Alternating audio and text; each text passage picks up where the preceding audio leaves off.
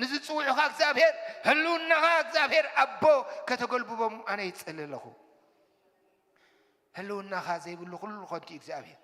ብርግጽ ክንሰግርን ክንበጽሕን ክንከይድን ከነስልጥን ክንትስን አይንኸልኒና እግዚአብሔር ወአምላኽ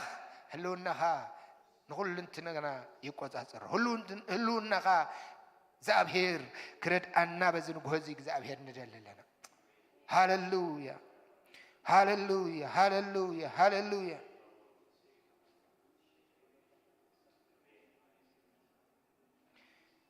أبتعسرت شوعة خمزي لو እግዚአብሔር دقيمو እግዚአብሔር دمانو موسى أب عيني تأجار خيبكا بسمكا خافلي تأكا مو إزز بالكايو نجر كجبرو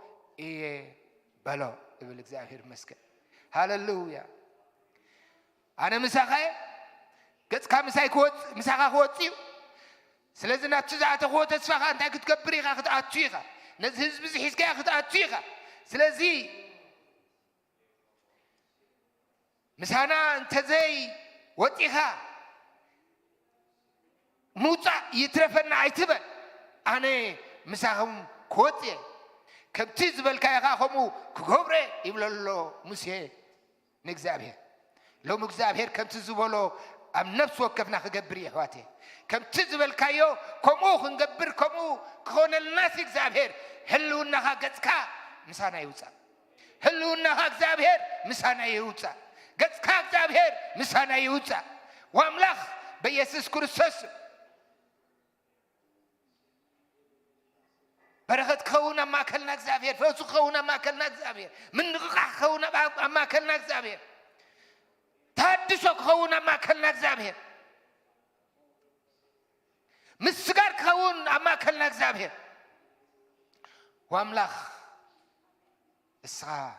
أما كلنا ترخا واملاخ إسحاق نقول لنتنا نتقاط أصره واملاخ بمنفسك غير كإجزابير كدقفنا ندللنا بزنو جوزي دقف كان دل إجزابير بزنو جوزي رديت كان دل إجزابير بزنو جوزي هلونا كان دل إجزابير بزنو جوزي إجزابير اتنصبابه انكو ناتكا እግዚአብሔር አቦም ሁላዊሞ ወአምላኽ በኢየሱስ ክርስቶስ አማ ከልናም ትትፈቅዶ ከብትስኻት ደልዮ እግዚአብሔር ከውን ክልስ እግዚአብሔር ንዑዝ ገብር ህልውና ካን ነፍስ ወከፍና ክቆጣጠረና አነ ይጽልልሁ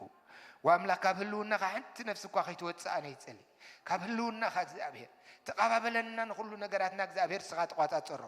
ርዳና ወአምላኽ ሰማይ ንጉስ ኩላ ምድሪ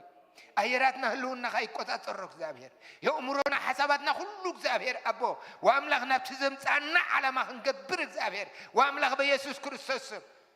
كم ما أكلنا يجلس بيسوع هاللويا هاللويا قال أيد لنا موسى قال أيد لنا حواتي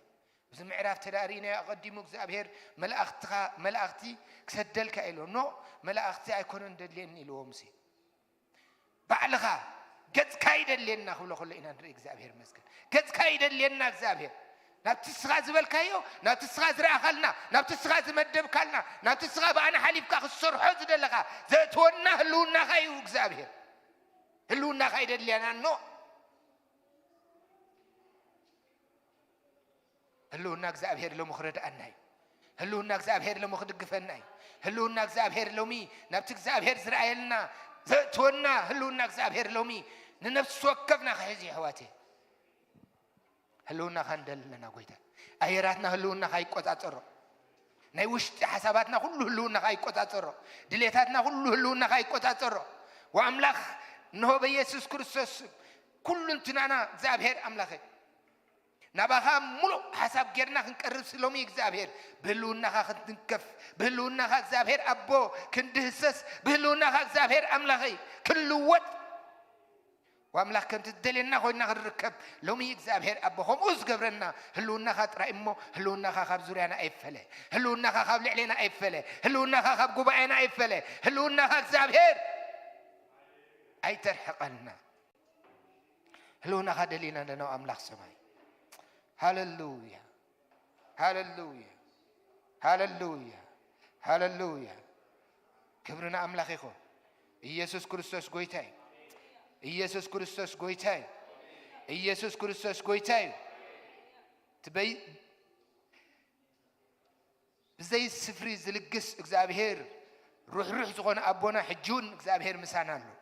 حجون مسانا له حجون مسانا له كبرنا أملاك يخون اسك حدث صلوت كنت لينا خلاي እግዚአብሔር بارك كلنا خبز لنا يا خنت سينا مو እግዚአብሔር مسكن حلف زبالت صلوت كحج خنت لينا እግዚአብሔር مسكن هاللويا كلنا خبز لنا يا تسينا أب قدامي ملأختي باولوس نفس تسالونكي أب قدامي ملأختي باولوس نفس تسالونكي أم عرف سلسلة دول حساب كنسلينا እግዚአብሔር مسكن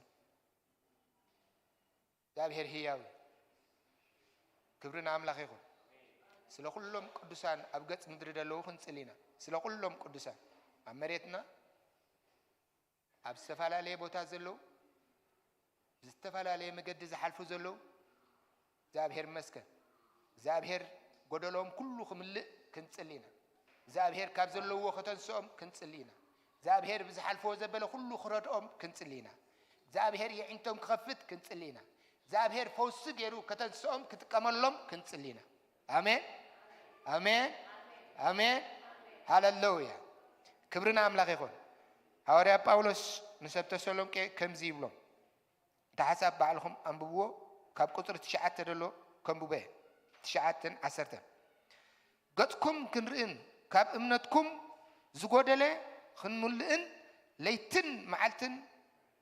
መጠን ዘይብሉ እናጸለና በቲ በአኻትኩም ብምኽንያት ኣብ ቅድሚ ኣምላኽ እንሕጎሰሉ ኩሉ ሓጎስ ብኸመይ ዝበለ ምስጋናኹን ብኸመይ ዝበለ ምስጋና ኾን ኢና ብዛዕባኻትኩም ንኣምላኽና እነመስግኖ ይብል አሜን ኢየሱስ ክርስቶስ ጎይታይ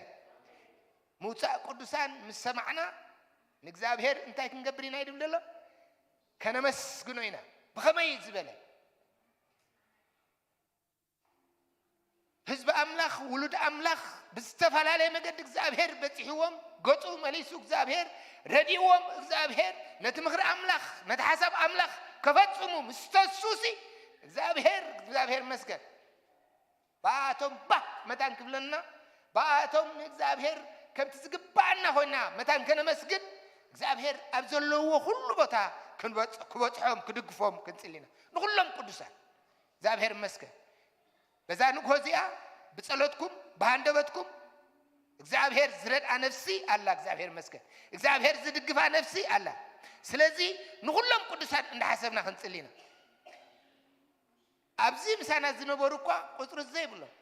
ካብዚ ማሕበር ኣምላኽ ዛ ማሕበር ኣምላኽ እዚኣ ካብቲ ምስረት እኳ ቁጥር ዘይብሎም ካብዛ ቦታ እዚኣ ናብ ካልእ ዓድታት ሰጊሮም እዮም ከመይ ከም ዘለዉ ንሕና ይንፈልጥን እግዚአብሔር ግን ፈልጥ ብዝተፈላለየ መገዲ ኣሕዋትና ካብ ኤርትራ ካብ ዝተፈላለዩ መገዲ ናብ ዝተፈላለዩ ቦታ ዘለዉ ብዝሓልፎ መገዲ እግዚአብሔር ፈልጥ ሎሚ ግን እግዚአብሔር መስገን ረድኤት ኣምላኽ ክበዝሓሎም ሎሚ ግን እግዚአብሔር ክበጽሖም ሎሚ ግን እግዚአብሔር ክድግፎም ከምዚ ሐዋርያ ጳውሎስ ንሰብ ተሰሎንቄ ዝጸለየሎም ከይቋረጽና ኢሉ ከይቋረጽና ብዘይ ገደብ ኢሉ ብዘይ ምኽልካል ኢሉ እንታይ ንገብረልኩም ኣለና ኢሉ ጽልየልኩም ኣለና ኢሉ ስለዚህ ስለ ቅዱሳን ምጽላይ ናይ እግዚአብሔር ሓሳብ ስለ ሕዋትናን ኣሓትናን ፋሒሎም ዘለዉ ምጽላይ ናይ እግዚአብሔር ፍቃድ እዩ ኩሉና በዚ መሰረት ክንጽሊና ንኹሎም እግዚአብሔር መስገን እንዳሓሰብና ንመን ከም ትጽልዩ ናይ እግዚአብሔር መንፈስ ኣብ ውሽጥኹም ከምጽእ እዩ ኣጥቢዕኩም ብኡ ጸልዩ እግዚአብሔር በዝን ጎህ ዝኽረዶ እዩ እግዚአብሔር በዝን ጎህ ዝኽረዳ እዩ እግዚአብሔር ከተንስኦም እዩ እግዚአብሔር ክበጽሖም እዩ ሕዋቴ ከም ቃሉ ከም ፍቃዱ ክንጽሊ ከለና እግዚአብሔር ንጽልዮ ዘበለ ሁሉ እንታይ ገብሮ እዩ ሰምዖ እዩ ስለዚህ በዝን ጎህ ስለ ኩሎም ቅዱሳን ክንጽሊና ብዝተፈላለየ መገዲ ዝሓልፉ ደለዉ ቅዱሳን ብዝተፈላለየ መገዲ በቃ ببوزح مجد ورديب زحل فدلو قدسا እግዚአብሔር ረድኤቱ ከብዛሐሎም ክንጽሊና እግዚአብሔር መጎስ ከሆኖም አብትዝኸድዎ አብትዘለዎ ክንጽሊና እግዚአብሔር ክረዶም ክንጽሊና ኢድ እግዚአብሔር አብልዕልዮም ከተጽልል ክንጽሊና ብዝተፈላለየ መገዲ ብስቃይ ስጎም ዝሓልፉ እግዚአብሔር ፈውስ ክገብር ክንጽሊና ብዝተፈላለየ ስእነት ጭንቀት ዝሓልፉ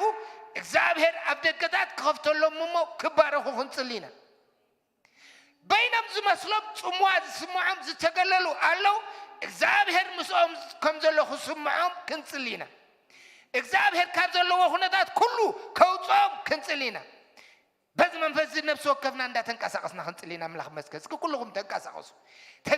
ምድር ርገጽዎ እግዚአብሔር መስገን አብቱ ዘለዎ ቦታ እግዚአብሔር ክረዶም አብቱ ዘለዎ ቦታ እግዚአብሔር ክድግፎም አብቱ ዘለዎ ቦታ እግዚአብሔር ክበጽሖም ወአምላኽ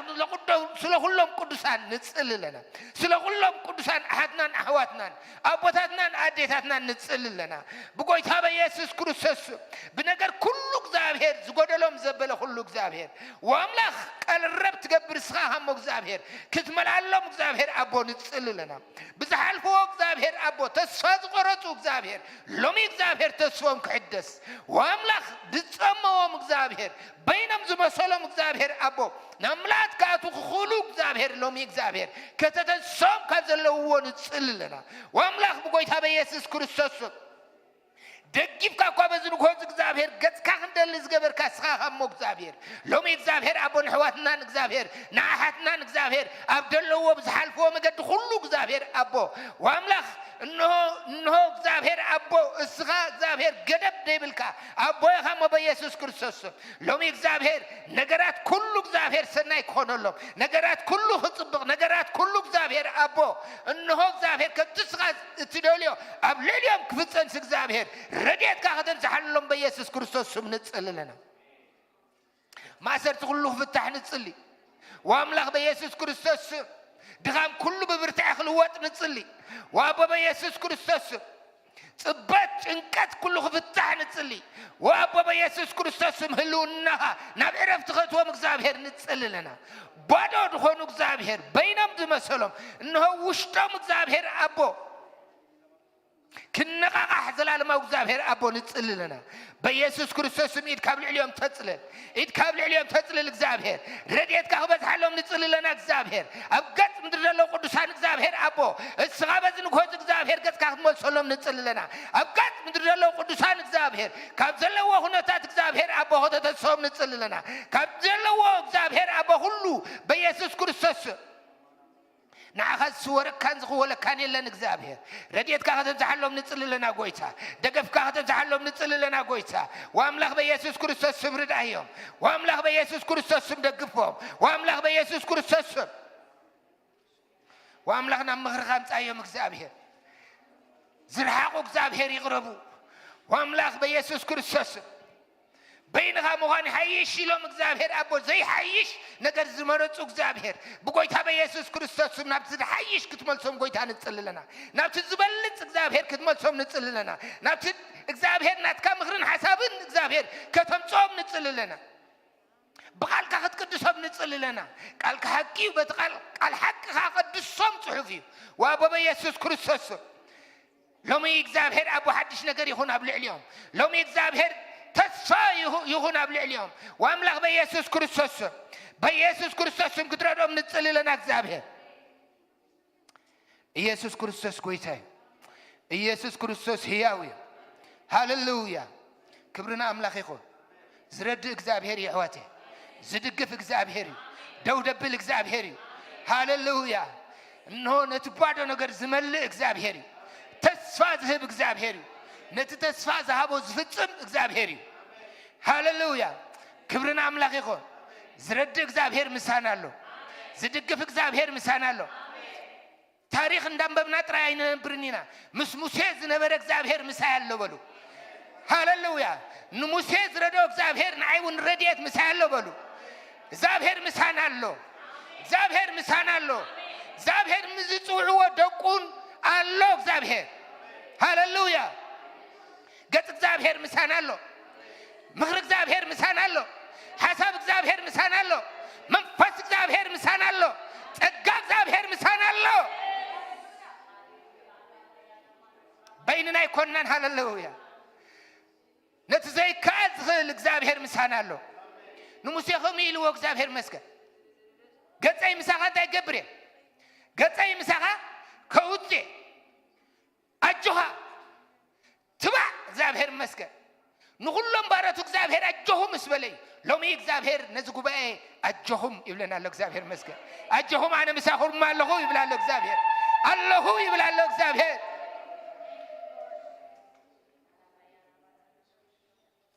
ኣብ እግዚአብሔር ዝተወከለ ዝሓፈረ የለን። እግዚአብሔር መስገን ህልውና እግዚአብሔር ምስኻ ከሎ ከተምልኽ ከለኻ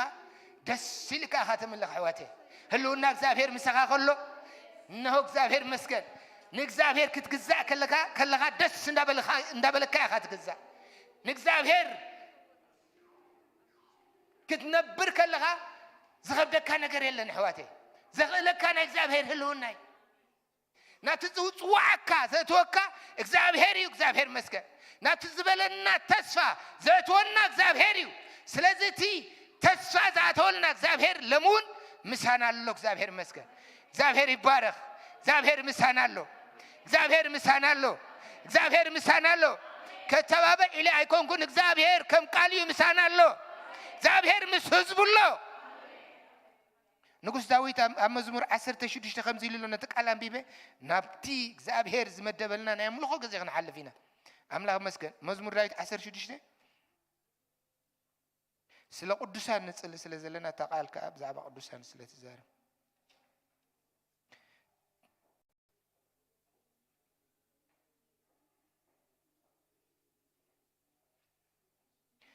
ኣብ ምድሪ ዘለዉ ቅዱሳን ንሳቶም ክቡራን እዮም።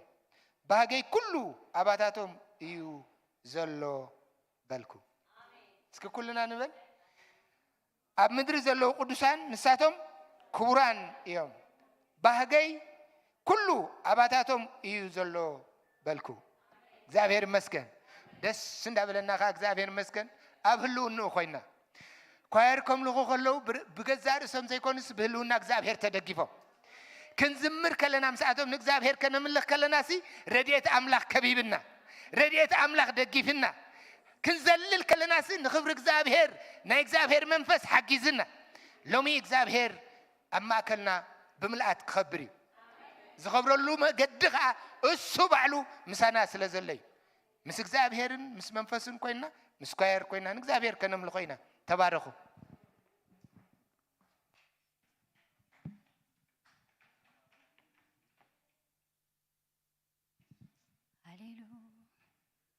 ሃሌሉያ ከመይ ቀኒኹም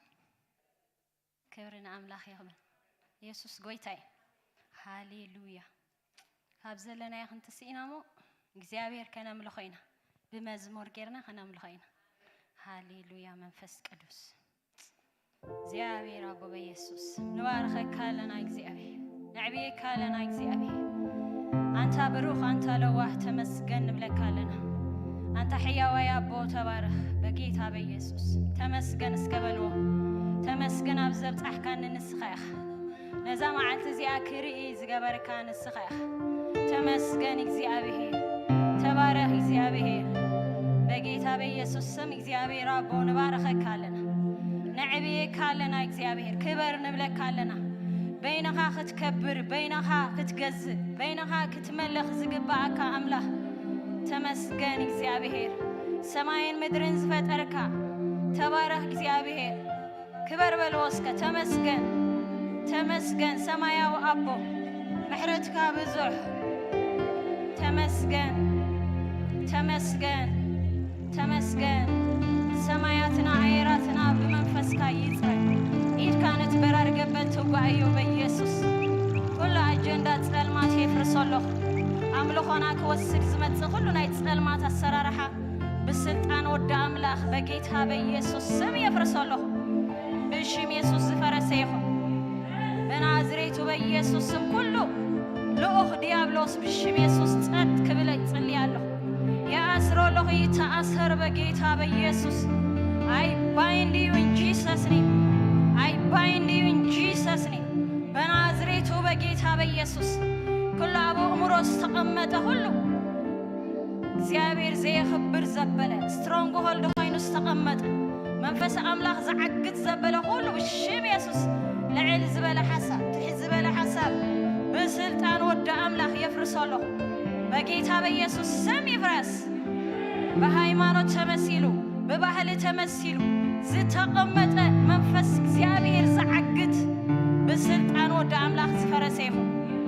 ኩሉ ስጋውነት ዘበለ ይቆረጥ ካብ ነፍስ ወከፍ ይቆረጥ በኢየሱስ ስም ብርሃንካ ይብራ፣ ብርሃንካ ይብራ፣ ብርሃንካ ይብራ። ጸልማ ዘበለ ይገፈፍ፣ ከማምሮ ነፍስ ወከፍ ይገፈፍ፣ በጌታ በኢየሱስ ስም ይገፈፍ። መንፈስ ቅዱስ በይንኻ ተቆጻጸር፣ በይንኻ ግዛ፣ አምልኾ ክትወስድ ዝግባእካ በይንኻ ስኻ ጎይታ ኢኻ። ሃሌሉያ። ካብ ቃል አምላክ ከንብቤሞ እግዚአብሔር ሲ እንታይ ይብለኩም እንታይ ይብለና ኣብ ቆሎሴ 3:1-2 ደጊም ምስ ክርስቶስ ተንሲእኩም እንተኾንኩም ሲ ነቲ ክርስቶስ ኣብ የማን አምላክ ተቐሚጦ ዘሎ ነቲ ኣብ ላዕሊ ዘሎ ድለዩ ሞይትኩም ኢኹም እታ ህይወትኩም ድማ ምስ ክርስቶስ ኣብ አምላክ ተሰዊራ ኣላሞ ኣብ ላዕሊ ዘሎ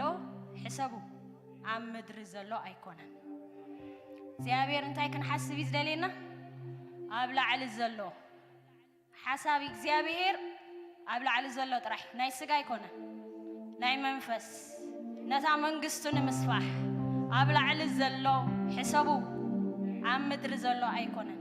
ብምድሪ ክንጭናቕ ፍቃድ አምላክ ኣይኮነን። ንሕና ሰማያውያን ኢና። ሃሌሉያ። እግዚአብሔር ደገፍካያ፣ እግዚአብሔር መንፈስካ፣ እግዚአብሔር ካብ ምድሪ ዘውፅእ ደገፍካ፣ እግዚአብሔር ካብ ስጋውነት ዘውፅእ ደገፍካ፣ እግዚአብሔር መንፈስካ ብምልአት ይቆጻጸረና። በጌታ በኢየሱስ ስም እግዚአብሔር ሕሙማት ይፈወሱ፣ እስራት ይፈትሑ። በጌታ በኢየሱስ ስም እግዚአብሔር በስጋውነት ዝተኣስሩ ሁሉም ይፈትሑ። ነቲ ናይ ላዕሊ ምጥማት ይኹነሎም በኢየሱስ ስም ይኹነልና። ሃሌሉያ ሃሌሉያ። በይኑ ክምላኽ፣ በይኑ ክገዝእ፣ በይኑ ክስገደሉ ዝግባእ ኢየሱስ በይኑ ጥራሕ እዩ። ኢየሱስ ጎይታ እዩ። ኢየሱስ ጎይታ ጎይቶት ናይ ነገስታት ንጉስ፣ ናይ ይሁዳ አንበሳ፣ አልፋን ኦሜጋን ዝኾነ ኢየሱስ ሃሌሉያ። ሙሉእ ፍልጠት፣ ሙሉእ ጥበብ፣ ሙሉእ ሃቺ፣ ሙሉእ መዝገብ፣ ኩሉ ብርኪ ዝሰግደሉ ዝእመነው ልሳን ሁሉ ኢየሱስ ኢየሱስ ወዲ ሕያው አምላክ በይንኻ ክበር፣ በይንኻ ንገስ፣ በይንኻ ከቢርካ ትረድ። መንፈስ ቅዱስ እንደሌካልና ብዘይባእኻ ሓንቲ ክንገብር ኣይንኽእልን። አንተ መጸበቂና፣ አንተ ደገፍና፣ አንተ ኃይልና ዝኾንካ ጎይታ መንፈስ ቅዱስ ሬቤኔ ላባሽ ሃሌሉያ። መንፈስ ቅዱስ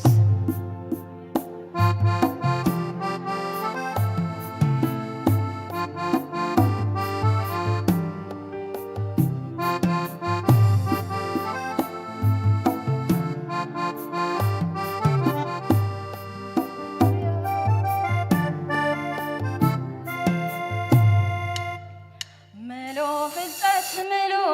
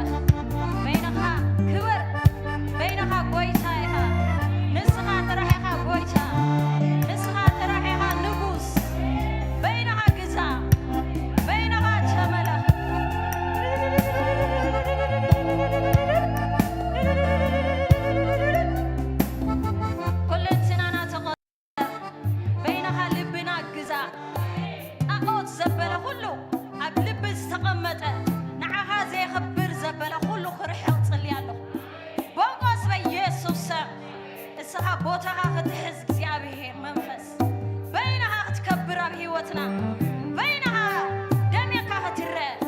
بيسوع سنت الله آمين هاليلويا منفس قدوس نباركك دحركم ينك قصلينا ويتابرخ يبلكم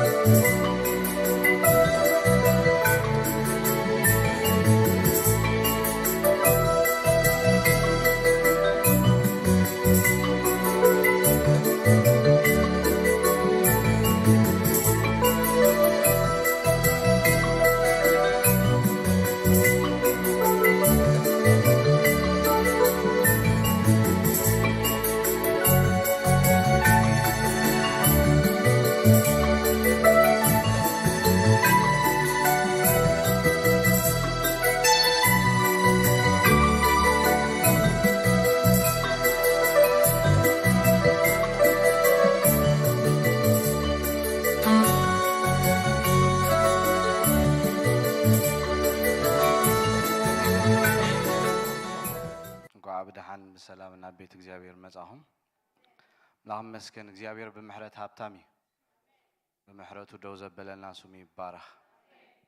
አምላክና ተባረከ ይሁን ኮር ጎይታ ባረኩም እንጸልይሎ መስከን ይሸዳ እግዚአብሔር ባረኩም በሉ እግዚአብሔር መመሊሱ ጸጉ ይብዛሐልኩም በሉ እግዚአብሔር አቦ በክርስቶስ ኢየሱስ መመሊስ ካ ጸጋሃ ተብዛሐሎም ነጸልለን እግዚአብሔር በኃይል ከምልኹ ምሳኻ ከራኽቡና ክትረድኦም እግዚአብሔር ጉልበት ክትቦም በክርስቶስ ኢየሱስም ንጸልለና እግዚአብሔር አቦ ነዓም ዝዋጋ ዘበለ በክርስቶስ ኢየሱስም ካብ ህይወቶም ይዋጋ እግዚአብሔር ካብ ህይወቶም ይበተን መንሰስ ለውጥ መሰምለኹ እግዚአብሔር አቦ ካብ ክፉ ክትሕልዎም ንጸልለና ስለትረድኦም ስለትባርኾም ነመስግነካለና አሜን አምላህ መስከን መጀመሪያ ጊዜ ሳና ተካፈሉ ዝመጻኩም ሳና ተሐብሩ ዝመጻኩም ኢድኩም ከተሪኑ ይኹም መጀመሪያ ጊዜ ኦኬ ካለሃ ኦኬ ኦኬ ካብ ዘለኹም ሓፍ ክትብሉሞ ስምኩምን ካበይ ከም ዝመጻኩምን ክትላለዩና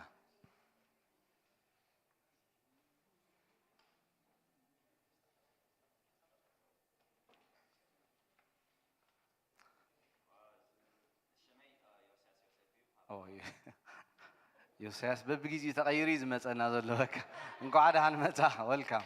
كم يجرنا هنا نقبله أوكي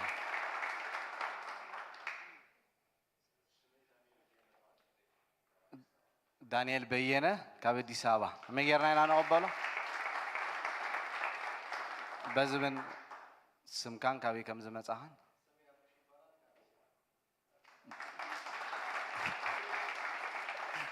سمعكم اللهم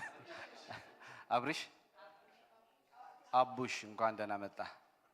بدحريت سمكن كابي كم زمت أهان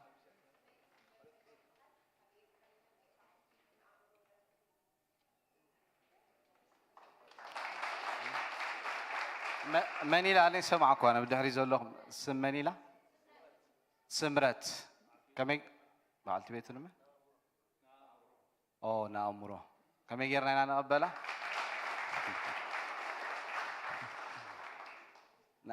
ناتونا ما أكلنا له قاعد عن متاعه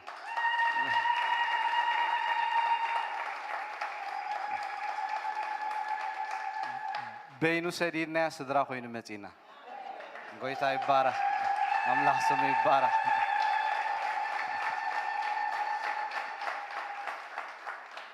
قاعد عن متاعه أملاح مسكن أجايش تن أشرس بروشر كباخون من دين سمكم أبيكم زلهم تليفون مليكم بلا سلام كلمة تنبهتا مدباتنا خمس اللوي بزخن رياض أنا حنا ناي حموس ناي عربي ناي سنبت كوميلي زمت صوم جنتاي متنبهتا لني ألا أربعة ورح شعته كلتش عن إسران كلتا ناي ممرقتها جزية لنا دجنا ناي بعل تنبل كعلنا ناي مسكانة إبنيزر كنا عمل زبعلولو عشر عمت زبعلولو እግዚአብሔር نخبابي عشر عمت انتاي جيرنا ردينا سمي يبارك زدقفنا زردانا سوي شاوعي جزينا انتاي نقبرولو جزيو نمرقلو جزي زمت سومن انتاي يدلي اب كبابيهم نغويتا زي فلطو سبات نختعدموهم نوانجيل كخون اب غوربيتكم زلو حسكمهم كتمصو بمحرت املاح نحتكم أملاح مسكن كدمنا قال أملاح مخانا ناي ساماريتان اللاتنا تواتا كما تعينوا مو كانوا واتينا ورحاو زاتنا يعني رمش بقدامي تمام واتينا نيرنا مثلنا بروميساتينا نيرنا سلازي كزوراين مو كانوا واتينا قدمي قال أملاح ناب قال أملاح كدم مخانا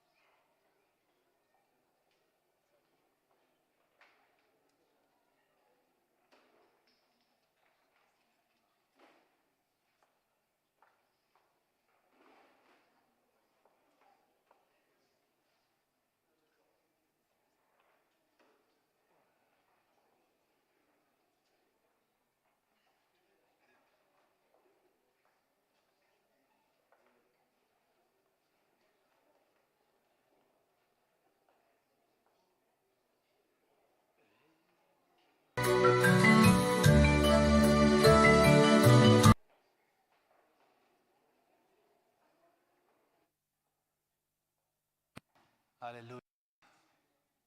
كبرنا أملاك يكون هاليلويا كبري نأملاك يكون يسوع كريستوس وديا أملاك كبرنا أملاك يكون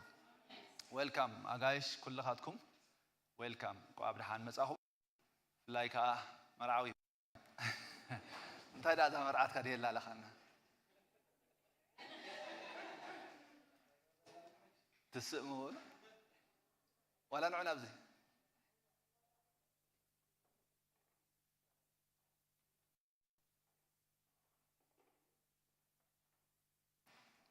حفظت ولا سلسلة خامونا عبز مدرها يا ويلكم ويلكم ويلكم ماشي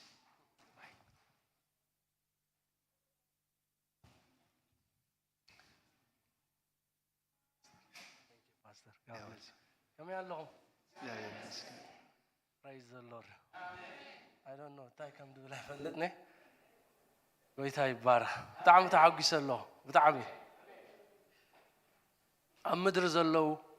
قدسان نساتهم كبرانيهم بهجي كله أباتاتهم يزلوا بول كيلو آمين ساعتكم قدسان كبران هزوا عمله قد مثلا استعمت أبزنيره وحنساب نيرنا توم أبزنا وركم بزح لو طلوا برقت بزح حساب كيدو بزح حساب ماتيو قال يوم كندا قال يوم أمريكا قال يوم كان أبس يوم كيدو بعالجو حونا بزح لو طلوا برقت جن እግዚአብሔር መቸም ኡሙን ያብ ኩሉ ጉዳያት ስለዚህ ማእከልኩም ከምዚልና ከንሁሉ ናምላኽ ብጣዕሚ ነመስግኖ ሓፍቲ ሒዘ መጽ ማለት እዩ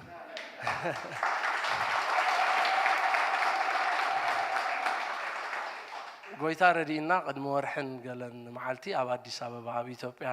ተመርዒና ማለት እዩ ኣዳል በእምነት በሃል ዘመርዓተይ ኣብ ዓዲ እንግሊዝያ ትነብር ኣነ ካብ ካናዳ ይድነብር ኣብ አዲስ አበባ ተመርዒና ማለት እዩ ስለዚህ ሕጂ ድማ ናይ ሃኒሙን ቬኬሽን ንሓንቲ ሰሙን ኢና ናብዚ መጽና ደለና ማለት እዩ ስለዚህ ጎይታ ይባረኽ ከምቲ ሓደ ግዜ ያዕቆብ ኣብቲ 32 ዘፍጥረት ብዛዕባ ኤሳው ሓው ምስ እግዚአብሔር ክዛረብ ከሎስ እንታይ ኢሉ ተዛሪቡ ነዛ ዮርዳኖስ እዚያ ኢሉ በዛ በትረ እዚያ የተሳገርኳ ሕጂ ግና ክልተ ጋንታ ኮይነ ኣለኹ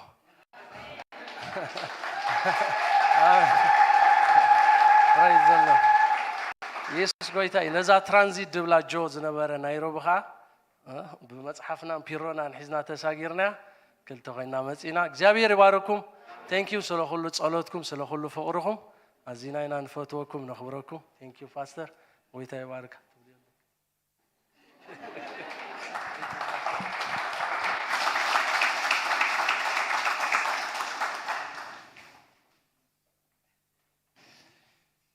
ክብርና አምላክ ይሁን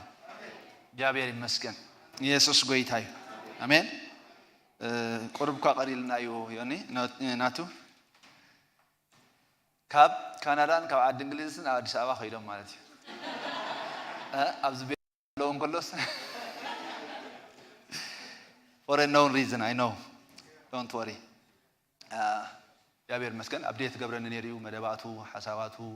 ኩሉ ማለት መወዳቱ ኻ እግዚአብሔር ረዲዮ ኣብ አዲስ አበባ እቲ ኪዳን ተፈጽሙ so we are happy ወድሕሪቱን ዳኑ ዌልካም ቃብርሃን መጻኻ ክብለካ ይደሊ እግዚአብሔር ይመስገን ናብ ቃል እግዚአብሔር ክንከይድና እስኪ ናብ ቃል እግዚአብሔር ቅርመኻድና ግን ሓቢርና ክንጽልይና እግዚአብሔር ይባረክ እግዚአብሔር በመንፈሱ አመንጎና በኃይሊ ክመላለስ ንቃሉ ብስዕብ ተአምራት ከጽንዕ ንቃሉ ኃይሊ ክብ ንቃሉ ስልጣን ክብ እግዚአብሔር ይመስገን ሃሌሉያ ቃል እግዚአብሔር በስልጣን ቃል እግዚአብሔር በኃይሊ ይዝብልና እግዚአብሔር ቃል እትዝበርትዕ ኃይሊ አብገጽ ዩኒቨርስ እንድሕራሎ ኮይኑ ናይ እግዚአብሔር ዳሃዩ ናይ እግዚአብሔር ድምጽ እዩ ሃሌሉያ ናይ እግዚአብሔር ድምጽ ነኻውሕ ይጨደዩ ራባት የውልደኒ አምላኽ መስገን ንዱር የርግፎዩ ክብርን ስሙ ይኹን አሜን yes ድምጽ እግዚአብሔር በግርማ ድምጽ እግዚአብሔር በኃይሊ ራባባሺ ካላላባላላባላ ቦሳር ዲያና ማካላላባ ሲዳ ለፓማዱለ ለቤጋናና ማሽካ እግዚአብሔር ንኸንቱ አይዛረብኒ አምላኽ መስገን ንሱ ክብል ከሎ ነገራት ይቀንዕ ንሱ ክብል ከሎ ነገራት ይሰልጥዩ ነገራት ግቡእ ቦቱ ይሕዚ አምላኽ መስገን ሃሌሉያ ነዛ ዓቢ አምላኽ ንባርኾ እግዚአብሔር ይመስገን أبا نبارك كالنا نسخة سلطوني خا نسخة جنوني خا مثالي يبل كان إجابي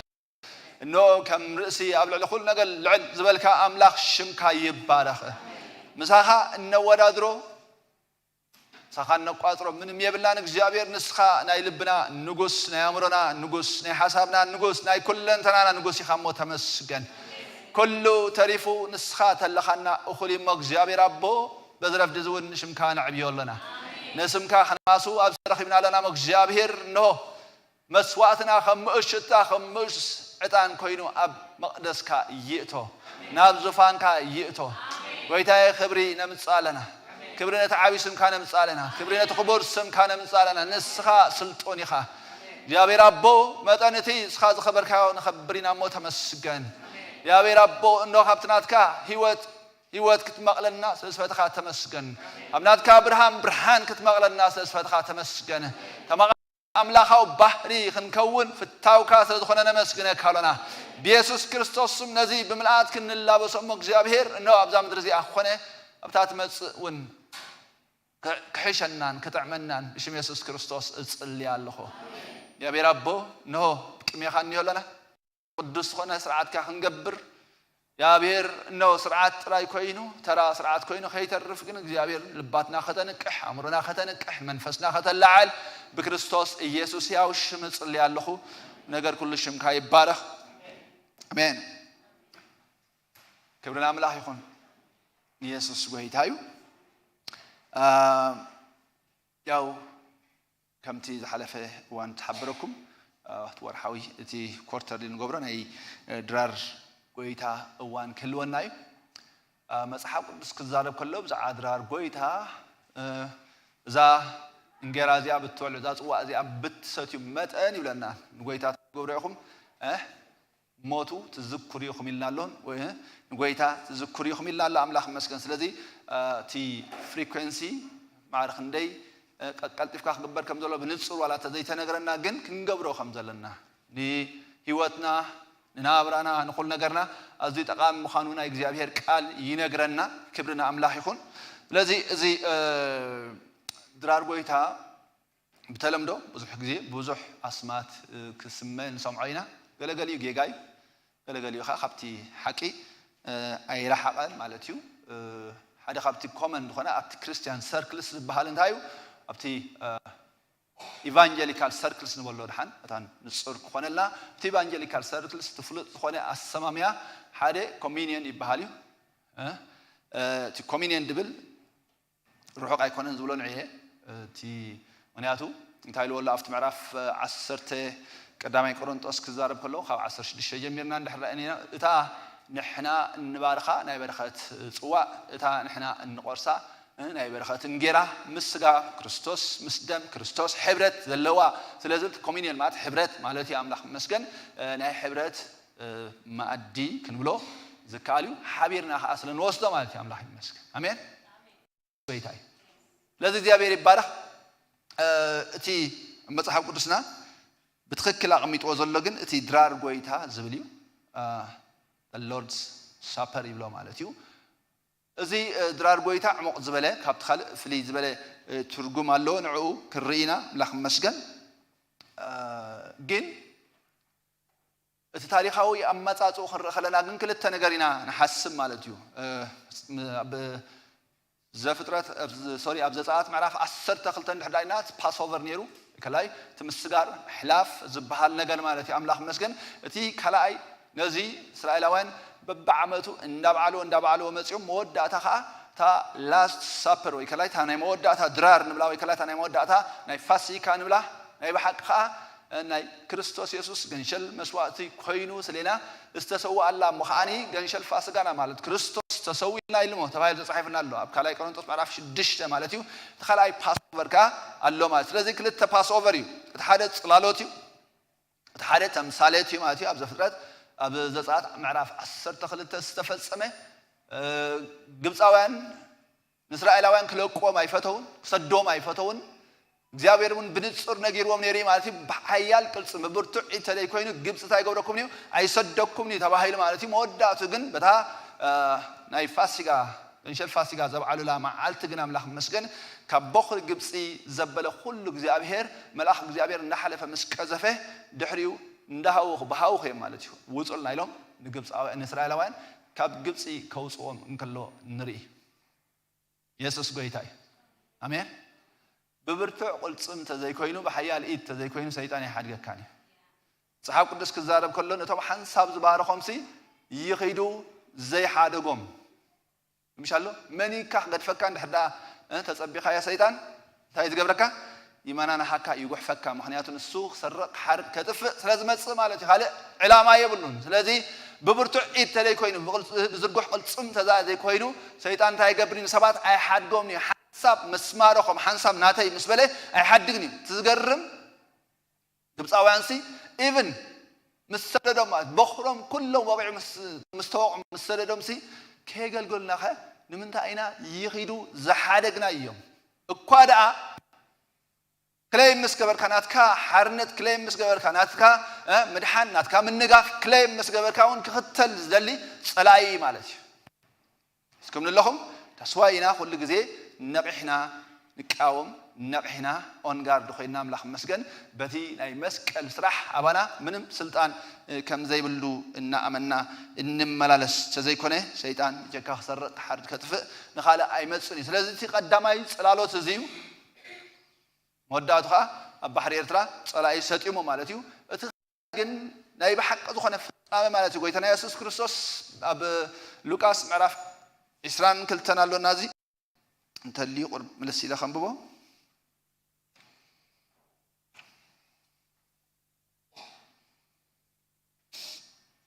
ምዕራፍ 22 ካብ 10 ሸዓተ ከባቢ ከንብቤ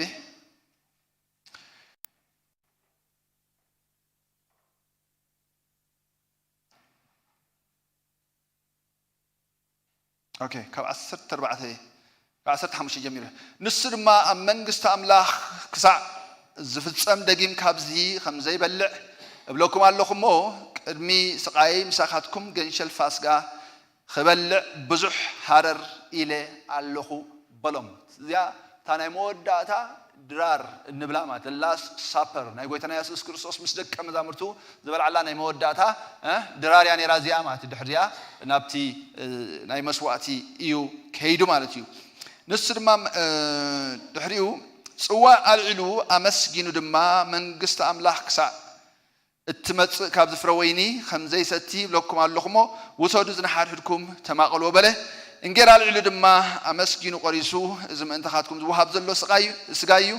ازي نمذكرتاي غبر ويلو هابم كومدما دحري درار نتا صوا العلو ذا صوا ازيا اتي منتخاتكم زفس زلو دمي التغبره حدش كدان ايو اتي منتخاتكم تايتخون زلو بزفس زلو دمي التغبره حدش كدان ايو ስለዚህ አምላክ መስገን እታ ሓንቲ መፈለምታ ናይቱ ብሉይ ክዳን ያኔራ ዛ ሓላይቲ አይ ፋሲካ መስዋዕት ግን መፈለምታ ናይቲ ሓድሽ ኪዳን ያኔራ ማለት አምላክ መስገን በደሙ ክርስቶስ ኢየሱስ ስጎ በመሃብ እንታይ ዝገበረልና ዘአተወልና ሓድሽ ኪዳን እዩና እንረዘለና ግናኸ ኢዲት ዘትሕደኒ አማ አዲም ሳይ እንሃ ወድ ሰብሲ ከምቲ ተመደበሉ ይኸይድ እቲ ወድ ሰብ ብኡ ዝተሐሰብ አይግና ወይሎ በለ ካባታቶም እቲ እዚኣ ዝገብር መን ምዃኑ ኸ ንሓድዶም ክመራመሩ ጀመሩ ይብለና ሃው ይሁዳ ከም ዝወፀ ነቶም ደትሕዝዎ ምሶም ተሰማሚዑ ተዋዒሉኻ መፅዩ ከም ዘትሓዞ ይነግረና ማለት ስለዚህ እታ ድራር ጎይታ እንላ ዘለና ወይ ከላይ ዘሎ ሳፐር እንላ ዘለና ነዚያ በመልካት ማለት እዩ ኣብዚ ሰዓት ወኺዳን ኣብዚ ሰዓት ወይ መብጻዓ እንደገና መስቀል ዝተፈጸመ ግብራው ዝኾነ ነገር كل جزيتين قبل الله النذكر الله ماتيو ازي الوم قيتنا يسوع كريستوس من تحدش كدان زوهب دمي حجي كابت اللمود ندحريت زتمت نبله جي فاسيكا مال كلتا نغاري زتمت منير نزم اسرائيل حاده ندحريت تاي زتمنا كاب ግብጽ ዝወጽሉ ካብ ግብጽ ዝተበጀውሉ ናይ እግዚአብሔር ናይ ምድሓን ስራሕ ዝዝኩሉ ዓመት ካ እንታይ ዝገብሉ ማለት እዩ ምጹጽ ነገር ካብ ማእኸሎም አርሒቆም መጽጽ ነገር ደበለ ሁሉ አወጊዶም ንአምላኽ ዘምልኹሉን ሴሌብሬት ዝገብሩሉን ናይ ሴሌብሬሽን እዋን እዩ ነይሩ ድፋስ ዝግሉ እዋን ነይሩ እንደገና እሱ ጥራይ ግን አይኮነን መድኃኒት መጽዩ መሲሕ መጽዩ ማሐለ ማዓልታ ገብረናዩ ካብቲ ዘለና ቦንደጅስ ኩሉ ሓራኽ ገብረና ኢሎም ያምኑ ነይሮም ትዝገርም ኢቨንቹዋሊ እንዳኸዱ ከለው መሲሕ ናብ ፖለቲካል አሳይመንት ዝሃቦን ምንታይ እንድሕዳኢልና ኣብ ኢድ ሮማውያን ስለዝወደቁ መጀመርያ ስፒሪቹዋል ትርጉም ጥራይ ናይ መሲሕ ምምጻእ ማለት ምስ መንፈሳዊ ነገር እዮም ዘተሓዝዎ ነይሮም ድሓር ግን ናይ ሮማን ግዛኣት ምስ መጽ ምዃኒ በቲ ናይ ሮማን ግዛኣት ኣዝዮም ምስ ተጨቆኑ ግን እቲ መሲሕ ምስ መጽ ካብቲ ናይ ሮማ ግዛኣት ካብቲ ምድራዊ ናይ ባርነት ወይ ከላ ናይ ግዛኣት ሓርነት ከውጾም ጥራይ ተርጉሞም ማለት ነው ጽሑፋት ስለዚ ወይተና ኢየሱስ ክርስቶስ ምስ መጽ በቲ ዝደለይዎ መንገድ ስለዘይመጾም ታገብሮ ከለው ሪጀክት ክገብሮ ከለው ንርኢ ማለት እዩ ቶም ደቀ መዛሙርት ርእሶም ቶም ንጎይታና ኢየሱስ ክርስቶስ ዝፈለጥዎ ወይ ከላይ ስዕቦ ዝነበሩ በታ ዝዓረገላ እዋን ጎይታዬ ንመንግስትኻስ በዝወርሓ ዝዶ ከተቀኒዕኻ ኢሎም ሕጂ ተንሲእኻ ሕጂ ሞት ስዒርካ ኢኻ ስለዚ ንእስራኤል መንግስት ዶ ከተቀኒዕኻ ክብሎ ከለው ንርኢ ጎይታና ኢየሱስ ክርስቶስ ግን ኢሉ ኣምላኽ መስገን ናተይ ኣሳይመንት መንፈሳዊ ኢሎም ኣሜን ኣሜን ዳኽሰማ ናተይ አሳይመንት አዩ ሰባት ካብ ጸልማት ናብ ብርሃን ካብ ሞት ናብ ህይወት ካብ ናይ ጸልማት ግዛኣት ናብ መንግስቲ ፍቁር ወዱ ናብ መንግስቲ መምጻእ ይኽብሎም ከሎ ንርኢ ማለት ኣምላኽ መስገን መንፈስ ቅዱስ ናብሃት ምዝወርድ ግና ሓይል ክትቀበሉ ኢኹም ኢየሩሳሌም ይሁዳ ሰማርያ ሓሳብ ወሰን ምድር ሃታት ኮይኖም መሳኽረይ ክትኮኑ ኢኹም ኢሉ ሶ ናይ ጎይታና ኢየሱስ ክርስቶስ አጀንዳ ሰማያዊ ነይሩ ሐዋርያት እንድሕዳሪናም ተቀዳመይቲ ዝገበሩ አጀንዳ ታ ነይራ መስልኩም ኢቭን መጽሐፍ ቅዱስ ምናልባት ንባርነት አንደርማይን ዝገበሮ ጌርና ክንትርጉሞ ዝካል እዩ ገለገለ ኾነም በኸልና ግን ኣሱ ይኮነ እቲ ኮንሰፕት ግን ታዩ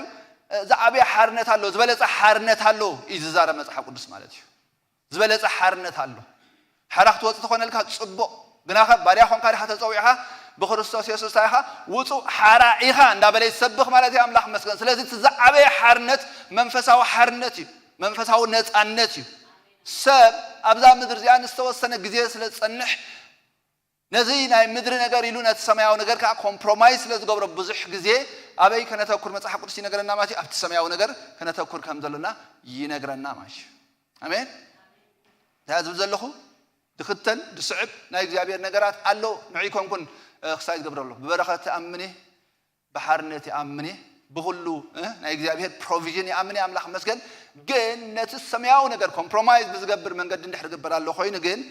ካብ ህይወት ከትርፈካ ስለ ዝኽእል ኣይና ኢኻ ተቐድም ማለት እዩ ነቲ ሰማያዊ ነገር ኢኻ ተቐድም ስለዚ እቲ ሎርድ ሳፐር ወይ ከላይ እቲ ድራር ጎይታ ኢልዎ ዘሎ ቃል በቃላ ካብ ምንታይ ዝመፀት ቃል ያ እንድሕዳብቲ ናይ ግሪክ ቃል እንድሕዳሪናያ ኩሪያኮን ደፒኖን ይብሎ ማለት እዩ እቲ ኩሪያኮን ይልዎ ዘሎ ናይ ጎይታ ምናልባት ቶም ቸርች ክመር ከለኹ ኣብ ዝነበርኩም ድሕዳን ነርኩም ኮንኩም እታ ቃል ርኢናያ ነርና ማለት እዩ እታ ቸርች ትብል ወይ ከላይ እታ ቤተክርስትያን ትብል ብናይ እንግሊዝኛ ቸርች ዝብላ ሓሳብ ካብቲ ናይ ጀርመን ኪሪኮን ዝብል ከም ዝወፀ እሞኒ ንሱኻ ካብቲ ኦሪጂናል ናይ ግሪክ ቃል ኪሪያኮን ዝብል ዝወፀ ሓሳብ ከም ዝኾነ ርኢና ነርና ማለት እዩ ከምታይ ዝወፀ ካብቲ ኩሪያኮን ዝብል እንታይ ማለት እዩ ኩሪያ ማለት ጎይታ ማለት እዩ ኮን ከዓ ናይ ስለዚ ጎይታ ዝውንኖ ጎይታ ናተይ ይድብሎ ወይ ከላይ ብደረጃ ወፈያ ወይ ደረጃ ዴዲኬሽን ወይ ከላይ እንታይ ማለት መቅዳሲ ንናይ እግዚአብሔር ነገር ዝተቀደሰ ማለት እዩ አሜን ስለዚ ተራ ድራራ አይኮነን ተራ መግቢ አይኮነን ተራ ብልዒ አይኮነን ዝኽብል ከለኹ ናይ ጎይታና ኢየሱስ ክርስቶስ ፊዚካል ባዲ and blood ወይ ከላይ ስጋን ደምን እዩ ማለት አይኮንኩን ዝዛረብ ዘሎ መጽኢና ንሱ ስለዚህ አምላኽ መስገን ተራ ነገር አይኮነን ስቅልካ ትገብሮ ነገር አይኮነን ቅዱስ ነገር እዩ ሳንክቲፋይድ ሆነ ሳንክቲቲ አለው ማለት አምላኽ መስገን እንታሎ ፍሊ ሆነ ብጽና አለው ፍሊ ዝበለ ነገር አለው ዝተፈለ ዝተቀደሰ ነገር አለው ንምባል ዩቲ ሐሳብ አሜን አው በረከት አለው አውኻ ናይ እግዚአብሔር ኃይሊ አለው ስለዚህ እቲ ናምነት ታ ኩሪያኮን ትብል መታን ጽበ ገራህ ትብለና ሐዋርያ ዮሐንስ ኣብ ምዕራፍ 1 ቁጥሪ 10 ራ ዮሐንስ ታይሎ በመዓልቲ ጎይታ ኸአ በመንፈስ ኮንኩ ኢሉ ታ በመዓልቲ ጎይታ ትብለላ ንሳ ኩሪያኮን ያ ትብል ማለት እዩ تا ناي غويتا معالتي الوازلو ماشي لذي بتا ناي غويتا معالتي بتا نغويتا انتاي زخنت استقدس استفلت معالتي ايداوان نورمالي زملو خلو زنبرو سابازي ايكون اندي ساباز كما عسيو قدامي غناخا غويتنا يسوع كريستوس كموتات مستنسبه تقداميت معالتي مالتي وكلاي بمعالتي سنبت كاب موتات مستنسغن اتا نايتوم امنتي نيملخو غزي غص املاح زيلات اكيبوم ناملاح كاب سومن حنت معالتي ديديكيت غيروم فليوم ناملاح زملخو لاز نبر معالتي عينتها اتا قداميت معالت زاسواياها معالتي غويتا نغويتا استفليت نغويتا تايتو استقدست بيت ክርስቲያን እንተ ሆነውን ነቲ ቤተ ክርስቲያን እትባዲ ወይ ከላይ እቲ ተጸውዑ ዝመጸ ኤክሌሻ ይልና የሱ ኤክሌሻ እንታይ ዝኾነ ተፈልዩ ወይ ከላይ ተጸውዑ ዝመጸ ኢልና ዲፋይን ጌርና እቲ ቸርች ዝብል ግን ነቲ ባዲ ኣይኮነን ዘመልክት ነናይ ነቲ ጋዘሪንግ ነቲ ዝኮብሉ ነቲ ዴዲኬት ዝገበሮ ቦታ ይዘመልክት ማለት እዩ እንታይ ንምባልዩ እቲ ቸርች ዝብል ክራኮን ዝብል ቃል ተጠቂሞም ልሕዳይና ኣብዚ ቦታ እዚ ካል ንጥፈታት የብልናን እንገብሮ ዘበለ ንጥፈታት ኣብዚ ንምህናጽ ቅዱሳንን እንደገና ንምምላኽ ኣምላኽን እንገብረሉ ቦታ እዚ ኢሎም እንታይ ምግባር ማለት እዩ ዴዲኬት ዝገበሩሉ ማለት እዩ ኣምላኽ ይመስገን አሜን ስለዚህ እግዚአብሔር ይባረክ እዚ the Lord Supper ወይ ከላይ ዝድራር ጎይታ ክንሰርዖ خلنا خاني ክንበልዕ ክንሰቲ ኣይኮናን ሰሪናዮ ፍሉይ ዝኾነ ዕላማ ኣሎ ፍሉይ ዝኾነ ስራሕ ኣሎ መደብ ኣሎ ኣምላኽ ይመስገን ንስኻ እንታይ ንጎይታና ኢየሱስ ክርስቶስ ታንገብሮ ክንዝክሮ አሜን ክንዝክሮ እንደገና ናይ ጎይታና ኢየሱስ ክርስቶስ ሞትን ትንሳኤን ካንተ ክንገብር ክንእውጆ ኣምላኽ ይመስገን so እዚ ተቀንዲ ነገር ማለት እዩ እቲ ቀንዲ እቲ ትሕሱ ወይ ከላይ ሓሳቡ ናይቲ ጽሑፍ እዚ ስለዚህ ኣምላኽ ይመስገን ኣብቲ ምዕራፍ 11 ክልተ ኣገደስ ነጥታት ጠቂሱሎ ማለት እዩ 11 ክንከይድና ቀዳማይ ቆሮንቶስ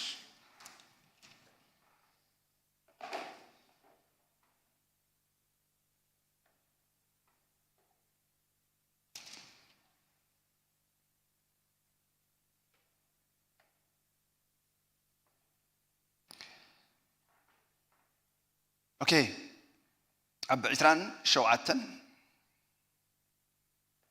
እንደገና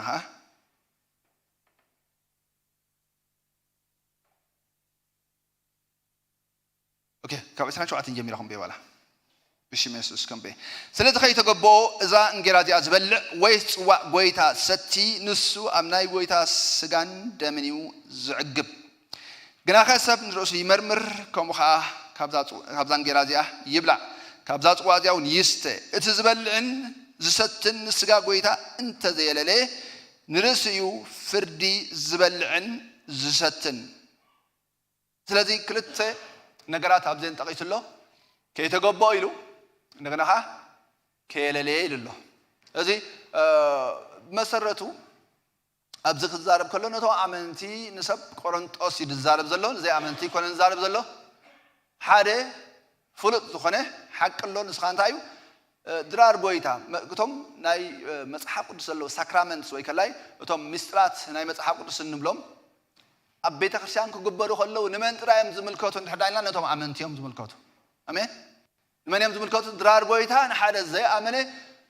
ኣይምልከቶን እዩ ኣይግብኦን እዩ ክወስዶ ኸኣኒ ግን ኣብዚ ከይተገበኦ ወይ ከላይ ከየለለየ ዝብል ዘሎ ኣብ ቤት ኣምላኽ ኮይኑ ይዛርብ ዘሎ ኢነ ኣን ወርዚ ማነር ብለና ብዘይ ግቡእ ዝኾነ መንገዲ እቲ ማነር ሕጂ እቲ ስቴተስ ናቱ ዘይኮነሲ እቲ ናቱ ማነር እዩ እንታይ ዝገብሮ ዘኸልክሎ ወይ ከላይ ነቲ ናይ ጎይታ ድራር ክወስድ ኳሊፋይ ዝገብሮ ማለት እዩ ነዚ ሬስ ገብር ዝገበሮ ሐዋርያ ጳውሎስ እንታይ ንሕዳይና ድሕረ ባይታ ናይቶም ሰብ ቆሮንጦስ ክርኢ ንኽእሊና ማለት እዩ ካብኡኻ ገለገለ ሓሳባት ክንወስድ ዝከኣል እዩ እንድሕዳሪናዮም ሰብ ቆሮንጦስ ሓደ ካብቲ እዛ ደብዳቤ እዚኣ ዝፀሓፈሎም ምክንያት እንታይ እዩ ኣብ መንጎኦም ገለገለ ፀገማት ነይሩ ካብቲ ፀገማት ናይ ሓጢኣት ምልማዳት ነይሩ تني حاتيات من لمات زقرم أبتم هزاب كمان كومو زيل ليلو حدا سبب خواخاتكم سي تايجر له نسيت تبو يأتيو الله يلوه لذا حاتيات بشمو حاتيات أيكونه بيت عمل حز قبر حاتيات ميستيكيو أو علم قبر حاتيات يقولنا نسمع لنا وداي حدا سب حدا باستر the leader of a church مالتيو افتناني كريم وشو كتزار بخلا أرى حاتيات بلو تبلو طعم يجر حاتيات كله ما أنا ستة نبلو حاتيات كو واقع مياسك في الكريستوس دم يميت أيك نقوله of course دقيم كا من الكريستوس يسوع دم كتتصاوت زكالي فتيخات قبر كاو دهم أبيك كا نجارات برتعي كا تقبر كا خاني انتايو حاتيات يو جناح أملاح مسكن حدا كو حاتيات تقبر انتلو أبقى أبو أهلنا نسخة يسوع كريستوس اتصادق إلنا أملاح مسكن بداينا مس شيطان يكونن مس من ما يكونن مس مني مس كريستوس يا أملاح مسكن ويا أدميت سباتنا أب سبات تيالو دخام علو عند حدا غيرنا خا تنقبر نملس نابنا مملسي علو أملاح مسكن إذا مالت حاجات بس قبرنا مع التخاب هوت نوص كبدن بأملاح نوص مشنا خنا بدن بأملاح نملس أيكوننا نزار زلنا برهان تتملالسنا دم ودي يسوع كريستوس ينصحنا إلى أملاح مسكن تعوز لنا تعد مازي الذي أبرهان إننا تملالسنا خلنا كريستوس كلنا دخام علو السب جن شمو نسون تايو حاتيات جيجا يكونن ميستيك يكونن صحابة السدارة بخلة تايلو بشمو حاتيات يلو سلذي أمانقوم زي حاتيات زي ترخيبو مانتي حالة نزي نمقرى كالايكا أمانقوم كاخت أكوبو خلوهم سيلوم جتو أكوبو خلوهم تبايدوي تاخت أكوبو تبل قاله مشتاق يدخون أبسقي سوالو مالتي درار بويتا بتناصل يوسدني دس لازبلنا جزانا صوم صلاتن كنقبل سلازقنا بقى مو بدار بينا غيرنا نعصويلنا خنقبر عين خلينا مخنيات مصحاب قدس كنغرنا خلو تاكيبنا انغبري مخانيز نغرنا مخنيات مصحاب قدس زاربنا خلف 10 انتي لالو قداي قرنطوس كاب حنتي انجيرا إلنا كريستوس حاله كريستوس يموتلنا امين ስለዚህ corporately كاب حنت انجيرا خن ما قال كلنا تاينا نبل we are one in Christ إنا نبل حاله بكريستوس إنا نبل أملاح مسكن حنت سوا خن ما قال كلنا حاله منفساوي مس ستينا إنا سلذي حدا إنا نبل أملاح مسكن حدا منفس كرسابا نازل إلنا حدنتنا إنا نري آمين سلذي ادخال أي تسقمهم الزينير ما تكتبوا خلهم سن زيح نزجدد سلذي خانة هاي قبلكم نه عين إدكم نيلهم تي كوز تي علامة قد صبق أنت خانة جناحه تناتكم status تناتكم ما نرجين it's not worthy جب أيكون ننزل لهم أي جب أكم نيت بلون ذلوا خم بقى عينة من جدد رارجوي تحت وسدو أي جب أكم نيو بلون كلنا نري سلذي نسخان تاينير تسقم ده دايلا I think أب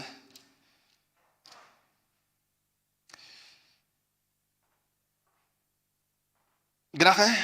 إذا خذوا قال لكم كابكم نزجدد دمبر نزحايش سلذي يكونه عين دوكميني قرم خلقها أما حبر مستعككم مفلاي أما أكلكم كم ذلوا سمع لهم كون كفيلة يا أمن إيه لما له تمجمرة أنا تصير لما هذا أنا ناي باول ناي أبلوس أنا ناي قال كم زبلو سبوك غير تزاري بوما له أبزها كفيلة يا أمن إيه لها ملشيوم صلى الله عليه وسلم دعنا ريفايز قبر الله نالبات حريق جبوا أبتمرنا أنت إرسالنا مسيركم تناي سب قرن تصنع برا divisions بقى بانديرا غيرهم أنا ناي أبلوس هزولو هذا أنا ناي كيف أنا أنا زيهم ناي باولوس ناي قال يبلا أنا ناي يوسف بينه إلهم بانر سلعلو عين الديفيجن يكون النيرو نرسل خان الدعاء سيلنا قوم سلنا سب قرن توس سلنا بالمالتي بانديرا زيل عليه مع الديفيجن يزول مالتي سب خجل قوة سخله سبك قوة سخله ويك سب كرها قوله أي كسر أمبر ندحر نبلا لنا خوينا بلبنا دا خوينا لا already تايجرنا لا division جرنا لنا صحاب قدس كنا قرنا خله حانتي حدا منفساوي مست تماقيلنا ينابلنا أملاح مسكن حدا ستينا هنا سلزة حدا ينابلنا جزابير يبارك دك حدا بونا هنا حوات كاينا آمين أنا ندحر أنا حدا سب كفتي أكل reject خبرون نحدا فتنا الله خوينا مالتي probably أنا خوات زخلنبر نتا أكل نايتي body نايتي سجا أكل زخانة خوصو أي خلني أنا كنت هقبر يخلني تربحين أتوقع خونا يخلني نعون كابتن أثنين نقدر كم كقبره أي كخلني مالش سلزي بزعبة خزاربهم كله ده ولا ماله أما خلكم في اللاي كم زلوا كفيله يأمني إيه بلنا بزح جزء نتي عبيت مثلنا حتى أتاتنا تنقبر أنت واقم مالش division تزخفي وجن مخان بايزد دخان attitude تزخفي خاني حبيش أنا قر رتعوان كاي كنا رتعوان even تي زقبة information ويكلا زقبة حسب تقبلنا هنا إذا اللي بتسمعنا يا سويد نخون وسد نو حرج أف نخيد مالش تزخفي أنا قر زقبره لذي لما أنت كن يا بير يبلنا الله أملاح مسكن ورزي بزخانة من قد كن ملص باندنت كن كوم بيونيتي دو كن بالأملاح يدلي آمين آمين نخسمع بزح زي لكم الله يا أخلي الوجن كونكم سمعكم ساعات نحل لكم كونكم نخال وجدكم مالتي نخال وجدكم كلكم نعطي مهانكم فلدي نخال وجدكم نخال ديسكريديت غيركم كن وجن أخلي ليه تقولون نحل لكم كونكم جالات تعرفكم أنا صاحب قدس خمو سلا زي مهرنا أملاح مسكن نحنا ناي كريستوسنا كريستوس ناتنايو آمين أحوات ناتنايو صاحب قدس ور حلف حالي حسي عالمون ناتكم يا إلنا الله آمين آمين ده سمع كن جزء كن ما حادرة exploit كن جبر أملاح مسكن عاوز الله صبوا نجار كناو صاق زبير مسكن نتحمق زبالة كل خاء كن قالي أملاح الميستر كن جبر سلطان ذهبنا علمونا هنا كيف ناتنايو أبلوس أولوس كلهم ناتنايو أملاح مسكن كريستوس ناتنا سلزخنا ناي كريستوس سلزخنا الذي نحنا ناي كريستوسنا ناي ما نما يكون آمين آمين نخسم يس جي سب دخام كله خلقن كأوتات يدليتي comfort تي عقبسي كم تايدلي ماتيو كاب كم زعم مثلا نجارات يدلي كابتن لا عقبو دو كبل سلزفتن ناي دخمات التحساس باي لما عند قالك جابير يزاربنا له سلدي كي تجبأ تايز جبر مالتيو جي it's manner نايت سب من مللاش يزارب زلوا كتصل أبي له أني ستيل أبامن تيبلوكم الله كتصل أبي له هذا اللو نسقى قويتا أنت زي اللي خايله مللايك زبار نجار كله discern مقبار لك حمزي نحاد حكن حاسوتن ستايت قبره فلالي يكون عندي أديتات ناسي اندحر كلت أخلت حنافيسو محجرن تاي قبره حدي فروي حدي كيوت حراهينو محجرن يفلاليو مفللاي مالتي okay لذا أملاح مسجن نتي ناي ويتا سجن دمن زيللي نتبك من تقرب لنا زلوا نوصل تدالي لنا زلوا سي اندحر ريتوال بزخونه منقد سرعتاو بزخونه منقد دي انتاي ايو سيغنيفايز غبر اوريدي لكم ذا لاست سابر ذا دالوغ بيتنا يسوع كريستوس እንደገና خنتغبرو ደጋግምና خنغبرو ذهبنا سرعات مخانو መጽሐፍ ቅዱስ ይነግርና አምላክ መስገን ግን ተራ ብልዕን መስተን ዲዩ ንምንታይ ከድረር ተባሂሉ نذا نوزع نشتي قنطار حنتي كمان تحيها خلخاسي أفتمون قاعد تترف مالتي نظام صور الناسي أقولنا تودت كوين نسمع الناس من تا إدرار يلو درار قويت هاي ولا أملاح مسكن معناته spiritual دخانة implication منفسه دخانة الواوي كلا تسعون زلوا سلا دخانة أملاح مسكن لك كم تدرار بلعنا يو مقبي بلعنا يو أبا أكلاتنا هنت قدم حيل ذهبنا توم زدليم عزاتات أكلاتنا ذهبهم كم خا تدرار قويتها دخلنا خاملح مسكن منفساوي مقبيو أمين صحاب قدسنا قال أملاح بالعيوي لنا الله انتهي سلا دخلنا مقبي سلا منفساو مقبي سلا دخلنا سلا زي ندسم ويكا بخوم من قد خان تاي ناي قويتها درار كا درار يلولو مقبي يلولو لمن تاي تقمنا أي مالتيو نهنصت أكلاتنا spiritual body نحنا نتي منفساوي مننتنا أمهنات أمنكح عندنا أمخفات even خاب زلنا حمامات أمفواس عبي ترى دتصاوتي عند حدا هاللينا وسيدنا يا ماتي أملاح مسكن قط بزح testimony سرخي بالله بزح سكرناتات even خاب زقوا عزي كي تلافا ماتي أملاح مسكن سبات حمام ካብ ነባር ሕማሞም ከይተረፈ ዝተፈወሱ ማለት እዩ አሜን ኣለሊኻ ክትወስዶ ከለኻ ናይ በሐቂ አይደንቲፋይ ጌርካ ምስኡ ምስቲ ናይ ጎይታና ኢየሱስ ክርስቶስ ስጋን ደምን አዋሃይድካ ክትወስዶ ከለኻ እንታይ ዝኸውን ማለት እዩ ንህይወትካ ንስጋኻ ንነፍስኻ ነዚ ዝኸውን ያለው መግቢ አለው ኢትስ ስፒሪቹዋል ፉድ መንፈሳዊ መግቢ አምላኽ መስገን አሜን እንድሕዳሪና ኣብቲ ምዕራፍ 10 ብዙሕ ጊዜ ጠቂስና ስለንፈልጥ ኣይክምለስኒና ኸው እዛ እንቆርሳ ናይ በረኸት እንጌራ ምስጋ ክርስቶስ ሕብረት ዘለዋ ዶ ኣይኮነን ኣለዋ ሕብረት ኣለዋ ተራ መግቢ ምዝካር ጥራይ ኣይኮነን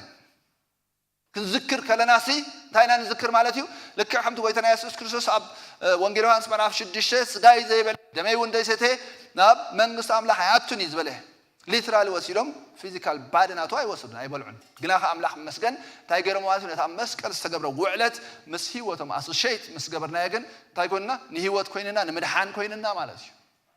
ልክዕ ከምኡ እዛ እንወስዳ ዘለና ጽዋ እዛ እንበልዓ ዘለና እንጌራሲ ምስቲ ክርስቶስ ኢየሱስ ኣብ መስቀል ዝቆረሰልና ስጋ ኣብ መስቀል ዘፍሰሰልና ደምሲ እንታይ ኣለዋ ሕብረት ኣለዋ ፓርቲሲፔሽን ኣለዋ ብለና ኣብቲ እንግሊዝኛ partake ይገብር እዩ ኮሚኒየን አለው ስለዚህ በህብረት ኮይና ክንወስዳ ከለና ናይ ህብረት እንጌራ ናይ ህብረት ጽዋ ኢሉ አለ አምላኽ መስገን በህብረት ኮይና ክንወስዳ ከለናሲ ነቲ ክርስቶስ ኣብ መስቀል ዝገበሮ ዕዮ እንታይ ዝብር ማለት እዩ ናባና ኢና ነምጾ ክርስቶስ ኢና ነምጾና ማለት ናይ ክርስቶስ ኢየሱስ ኢንካርኔሽን ኣብ ስጋ ለቢሱ ኣብዚ ምድር እዚ ምምልላሱ ንዓና ዝገበሮ ነገር ፍቅሩ ዘርአየና አምላኽ መስገን ደቂ ሰባት ናይ አምላኽ ፍቅር ደቂ ሰባት በክርስቶስ ኢየሱስ ተገሊጹ እንደገና እሱ ጥራይ ደይኮነ ምሕማሙ ምጉሱ ቃሉ ምስቃዩ ስለና አምላኽ መስገን መወዳታኻ ክቡር ደሙ ብምፍሳስካ ብደም ስለዘዕደግ ህይወት ሰብ ክቡር ደሙ ብምልአት ኣፍሲስኻ አምላኽ መስገን ዝተበጀወና ናይ መስቀል ስራሕ ንዕኡ እና ሓሰብና ክንወስዶ ከለና እንታይ ኣሎ ሓይል ኣሎ አሜን ስለዚህ እቺ ዲሰርን ምግባር ዝብለና ዘሎ ነዚ እዩ ካብ ዝወፃኢ ግን ዲሰርን ከይገበርካ ከም ተራ ቶም ሰብ ቆሮንቶስ ዝፀገም ነይርዎም ማለት ከም ተራ መግቢ ገይሮም ወሲዶም ሞሲ ገለኒ ይበልዕ ገለኒ ይጠሚ ገለኒ ይሰክር ኢሎም ምናልባት ሽዑ ብማዕድ ደረጃ ዳልዎ ስለ ዝነበሩ እዩ ከም ሃፋትም ናቶም ክላስ ሲገብሩ ቶም ድኻታት በቲ ቆንጣሪ ሒዞም ከይበልዑ ከይሰተይ ጠሜ መኸዱ ከም ዝነበሩ ዩቲ ድሕረ ባይቱ ዝነገረና ማለት ቶም ሃፋትም ከዓ ከብዶም መሊኦም ስጋ ዝሰኽሩ ሰትዮም ይኸዱ እዚ በዚ ነገር ኣይንእደኩምኔ በዚ ነገር ዝኻ መቕፃዕቲ ይመጽኡ ናባኹም ኢሎም በዚ ምኽንያት እዚ እዩ ኣብ ማእከልኩም ብዙሓት ድኹማትን ሕማትን ዘለው ዝደቀሱን ብዙሓት እዮም ግናኸ ኣብ ርእስና እንፈርሲ ኣይምተኾነናን ኔርና ይብል ትዚ ደስ ዝብል ግና ላኽ መስገን እግዚአብሔር ኢንተርቪን ይገብር ዋላፍቲ ጌጋ ኻሲ ስጋው ሞት ሲ ምናልባት ሓደ ጊዜ ይመስለና መቕዘፍቲ ይመስለና ስጋው ሞት ኤሊ ሰብ ናብ ጎይታ ክኸይድ ከሎ እንታይ ይመስለና እዩ በቃ ንድንግጸሉ ማለት ለካ አምላኽ ተባሊህ ወይ አምላኽ ምሒር ወይ መታን ታይ ከይከውን ምስ ዓለም መታን ከይኩነን ምስ ዓለም መታን ከይፍረድ አምላኽ ታይገብር ጣልቃ ያቱ ኢንተርቪን ይገብር ሞ ይእክቦ እስኩም ለለኹም ስለዚህ ዞም ሰባት እዚኣቶም ከምኡ ዓይነት ፀገማት ነይርዎም ማለት እዩ ባይ ዘ ወይ አው ብንጹር ነገረና ኣሎ አምላኽ ታይ ከም ዝገብር ከም ዝቐጽዕ ብሞት ታይ ኾን ነይሮም ይቕጽዑ ነይሮም መታን ምስ አምላኽ ከይንፍረድስ አምላኽ ታይ ገብረና ይብዝ ምዝ ይቐጽዓና እዩ ድሕር ብዘይዛ መቕጻዕት እዚኣ እንድሕዳ ኮይና ደቓሉ ኢና ፋሉልን ንኸይድ ናይ አምላኽ ኔቸር ናይ አምላኽ ባህሪ ዘይብልና ከም መሰለና ንኸይድ መንፈስ ቅዱስ ይኸይዱ ዝሓደገና ሰባት ተዘይኮነ መንፈስ ቅዱስ ዘለና ሰባት እንድሕዳ ኮይና መንፈስ ቅዱስ ኣይገብረና ይኹሉ ግዜ እቲ ቀዳማይ ቅጽዓት መንፈስ ቅጽዓት ኣሎና አምላኽ መስገን ዲሲፕሊን ዝገብረና ኮሬክት ዝገብረና ኩሉ ግዜ ክንጋጋ ከለና ወይልኻ ጠፋኻ ዝብለና ማለት ተመለስ ዝብለና ማለት እዩ ካልኣይካ ናይ እግዚአብሔር ዲቫይን ዝኾነ ኢንተርቬንሽን ኣሎ ብዝተፈላለየ መንገዲ ማለት እዩ ኩሉ ሕማም ካብ አምላኽ ኣይኮነን ግን ሓጢኣት ጌርካ ክትሓምም ትኽእል ኢኻ ኢልና ኣሎ ድሓመ ዘሎ ማግታት ማሕበር ይፀውዕ ንሳቶም ካ ይጸሊሉ حتيات غير تخوينون كحدقليو حتيات غير تخوينون تبدلا مس حتيات تتحز حمام لحد اخوينو حدقليو املاح كات هغبري كفوسي خطعي لنا ماتي املاح مسكن ስለዚህ ታይ ዘርኤና እዚ እቲ ምድራዊ ጉዕዞናሲ ንሰማያዊ ጉዕዞ ዝዕንቅፍ ምዝኸውን አምላኽ ንዕዋላ ከአልዮ ይኽእል ማለት እዩ መታን ታ ሰማይ ከይተምልጠካ መታን ዘላለማውነት ከይምልጠካ አምላኽ መስገን ኣብዚ ናይ ምድራዊ ጉዕዞኻ ኢንተርቪን እንዳገበረ እግዚአብሔር ይቀጽዕ እዩ ምዕራፍ 12 ኻ ብንጹር ነጊርና ኣሎ ኣብ ዕብራውያን 12 ማለት እዩ አቡ ዘይቀጽዖኸ አይናይ ውሉድ እዩ ኢልና ብዘይ ቅጽዓት ጎይታ እንድሕዳ ኮይናኻ ደቃሉ ኢልና ምስ ግዜ ናው ተመይሰ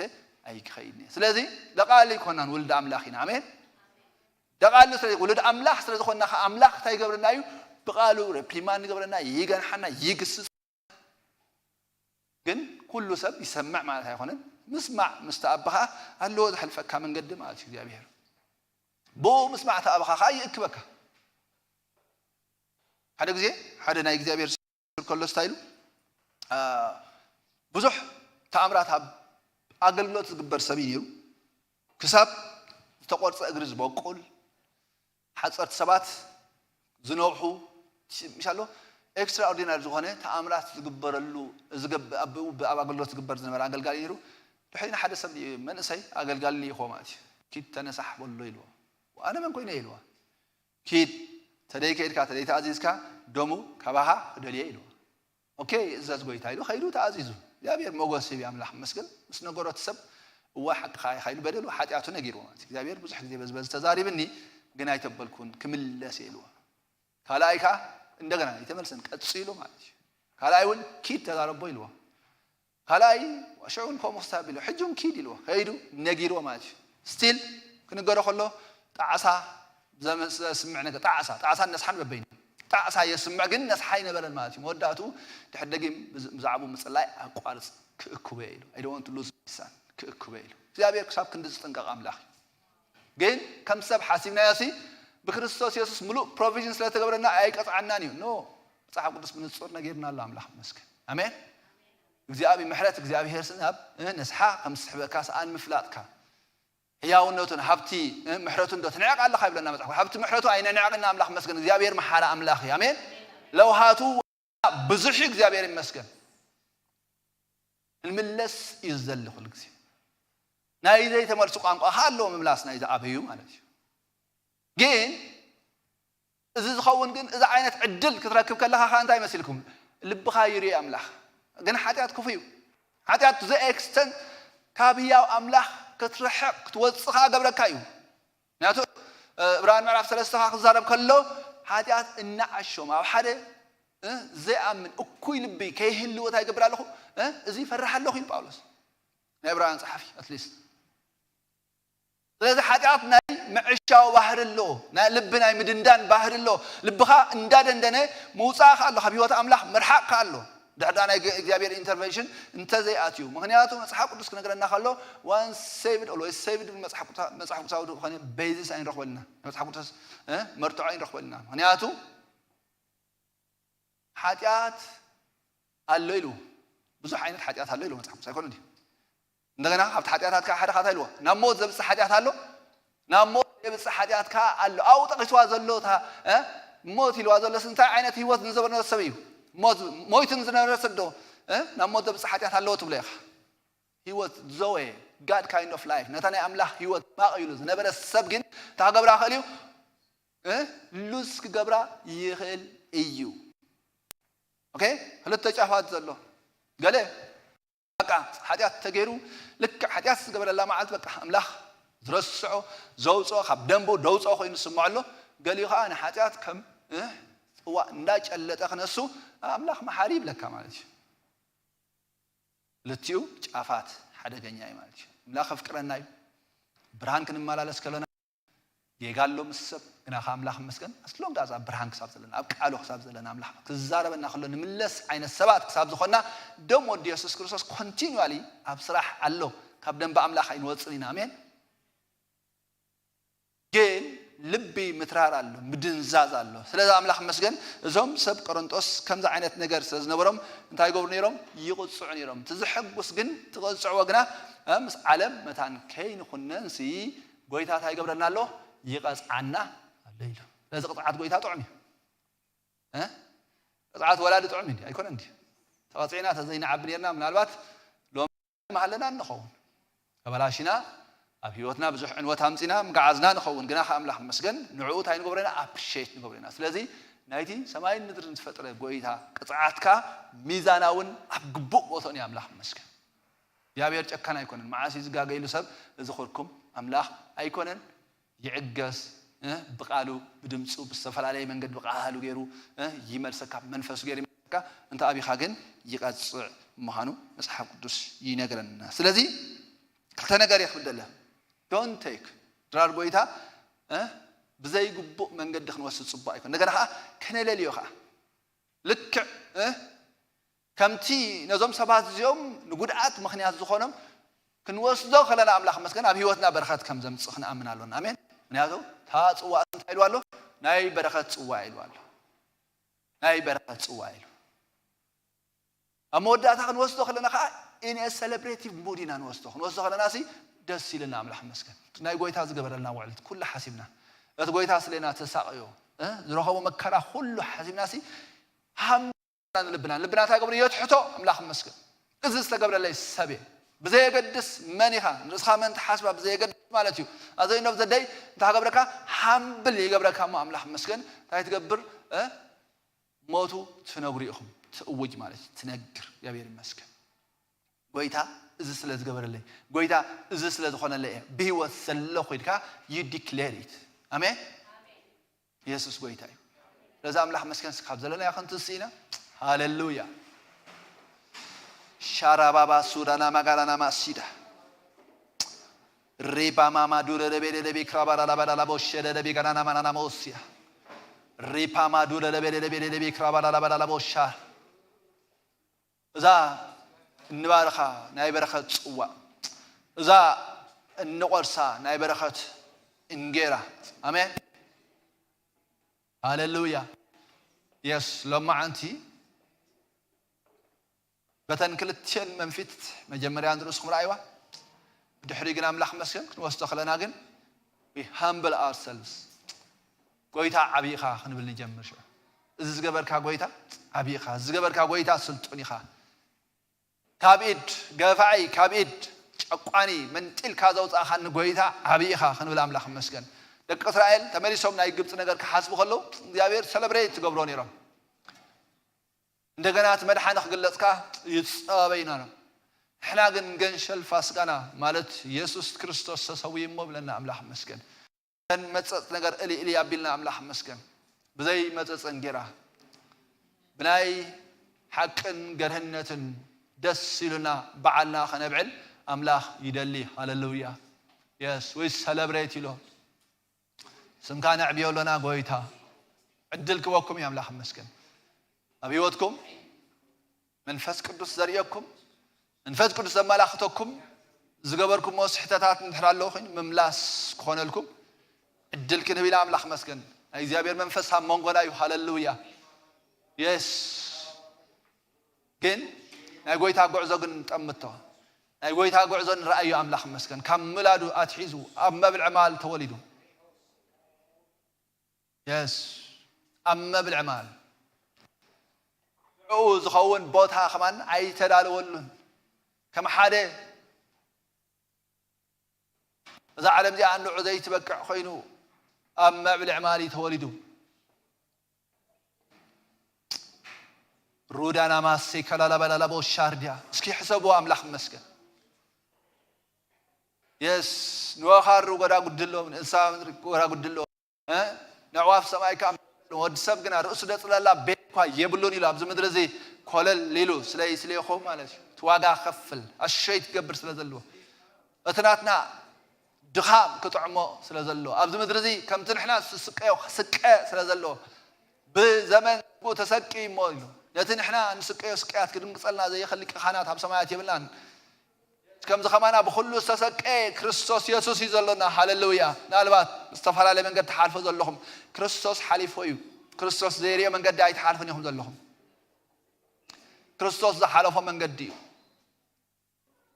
متوكم يا أملاخ مسكن آمين يريكم إجابة ربارة هاللويا ريو خاص إلى الخير أخوان يا العلا أملاخ مسكن كالعل كاي هاللويا موداتو خا أكان دخان موتا أكان دخان موتا سلاين سليهم إذا قبل كاقوي تاشم كاي بارا هاللويا بوي تزاد زمن قنا أملاخ مسكن نسو مويتو كموتات كاتنسي أملاخ مسكن هاللويا أبي من غرما خا الله أمين أبي من غرما الله جابر بارا ملاختن قويتنتن سلطاناتن كلهم كا يجزوا الله يبلنا أملاخ مسكن هاللويا يس إذا حنساب نمقفال علنا تحت زبالة قويتا أبلع لكل نجار رئيسيو بتلاقي كلام قبوبته وسيدي أملاخ مسكن هاللويا هي زين جلوري أب كبري زلوا يس لورد كوستنا أحمد سي آمين كوستنا أحمد سي هاللويا ربابا شكرا ربا لبوسيا يس زي حسب الله بلو أملاخ زي حسب الله thank you Lord ربابا دورا نما كارا لبا سوتار دينا ما رانا كيشالا لبا دورا يا بير مسكن عشر سنة بتخمسيهم نالبات أب بأقلوا تامني وزلوا سوات أو وهم حبيرنا متان كن وصل عشر سنة بتخمسيهم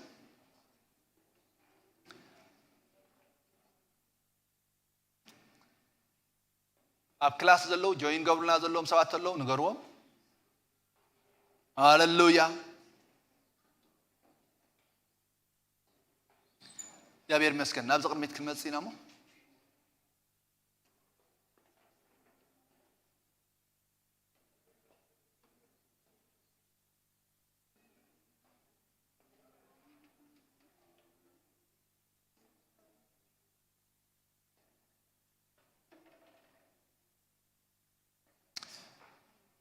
Hallelujah. Jesus goita. Amen. Yes. This is a time of reflection. رسنا نري الله أملاح مسكن. إثناء goita وعلت. إثناء goita مسكن زقبر لنا أيها أملاح مسكن. عوس celebrate نقبر له أواني. موتو تنقريهم إلنا الله أملاح مسكن. This is the way we save it. بزمن قد دينا دحينا. بزمن قد دينا حراوتنا. بزمن قد دينا هيوت أملاح تخافيلنا. بزمن قد دينا برهان من مللاس كيلنا. بزمن قد دينا نحاتي الدفيت كن قبل خيلنا أملاح مسكن. نحاتي أرنا لمن قد زيو. أي كريستوس يسوع لا مسكال من قد هاللويا. أوه.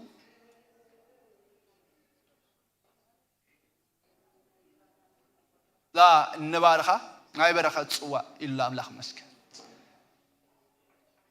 أي جابر بركة أب سوا كون. أي مسك الحيلي. أي كريستوس يسوع دم زفت صلوا حيلي أبزي كون أملاخ مسكن. أبسجا أبز دم كون أملاخ مسكن. سكي كن بارخوين أجابر بارخ هاللويا. راما ما شكرا بوسيا. مس دم يسوع كريستوس حبرت دلوا يكونتن مس سجا كريستوس حبرت دلوا يكونتن حجي ناي مسك الحيل يحبر نبلالنا حجي ناي مسك الحيل أبزي يقلت نبلالنا حجي ناي موت حيل بيسوع كريستوس أبزي يقلت ناي تنسى حيل يقلت نبلالنا بيسوع كريستوس زموته نقرات يتنسلوا معنتي زموته نقرات فنحن حبل بيسوع كريستوس زموته الرأي يتنسى زموته نقرهم زموته تعلم زموته حلمهم رايهم بيسوع كريستوس تنساير كبر كريستوس وديا أملاخ تنسيخها بمان قرما اللوخة يسنعها زي قزاء نعها زي ملخ يلنا نقرأ زحازة كله بيسوع كريستوس يا وشم حجي نقول حق اللونا تعنا زحازة بيسوع كريستوس سب يلعن بشم يسوع كريستوس يلعن إنه فاينانسهم زحازة كي بارخو كي بلسو كي عبيو زلقوسه منفس بكريستوس يسوع سب يلعن نبرالنا spiritually grow كي قبرو نحاتات من لما نحاتات مع صرتين هاي كرس حيلة بكريستوس يسوع سب يبتهن نبرالنا بالشم يسوع كريستوس يبتهن يصبر كم سلالو تختل ካወለደና ወለደ ለመጸናይ ጸርማ አሰራርሐ ሎሚ አግማ ድረሲነት ይበታተኽ አይ መርገም ኃይል ሰበር በትላይ መልክ መስቀል ስራሕ የጸልማት ዘበለ ሁሉስ በብርሃን ይጋሃድ ይጽሕ በኢየሱስ ክርስቶስ ስም ሎሚ ብናይ መንፈስካ ብርሃን ይጋሃድ ብናይ ቃልካ ብርሃን ይጋሃድ በኢየሱስ ክርስቶስ ስም ይታለ አሜን ይልዓል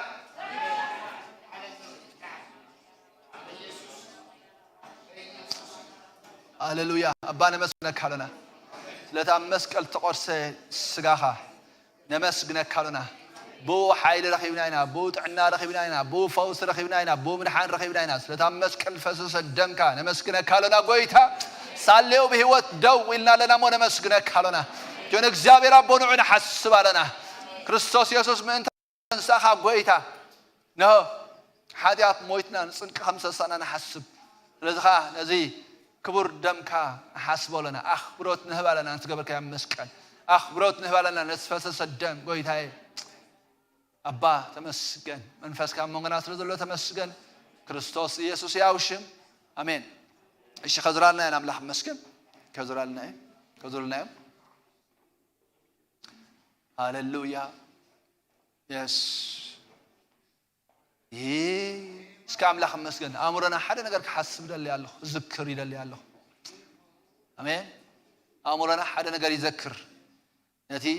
ናይ መስቀል ወለት ያስ ዝክራለሁ ብሎ አምላክ መስገን ዝክራለሁ ዕርቃንካ ንዕካ መስቀል ክስጥንጠለለ ዝክራለሁ ብሎ አምላክ መስገን አኽልል እሾኽ ተኒጎም ጦፍ ክብልልካ ክጸርፉኻ ከዋርዱኻ ዝክራለሁ ስለይ ዝኹሉ ኩናኻ ወይ ተወደን ክርስቶስ ወደያው አምላክ ሞት ስዕርካ ስለስተንሳኻ ዝሐስብ ኣለሁ ጎይታ ናይ ትንሳኤ ጎይታ ሃሌሉያ ኢየሱስ ክርስቶስ ኮን ላዛር ከተንሳኦም ስመፀ የስ አነ ህይወትን ትንሳኤን ኢላ አምላክ መስገን አሜን ህይወትን ትንሳኤን አኔን ጨነወ ነገር ህይወት ከብል ነዝሞተ ነገር እንደገና ደው ከብል ዝኽእል ህይወት ዝኾነ ጎይታ አሜን ሃሌሉያ የስ ህይወትን ትንሳኤን ዝኾነ ጎይታ አሞንጎና ለአምላክ መስገን يس نمن فاسنا حجي نورشمنت خبنا هاليلويا يس نمن فاسنا مبرتع قبر عرفتنا وش ربنا خبرتعنا حي لنا بمن فاسوختن كفنا هياو يا املاح هاليلويا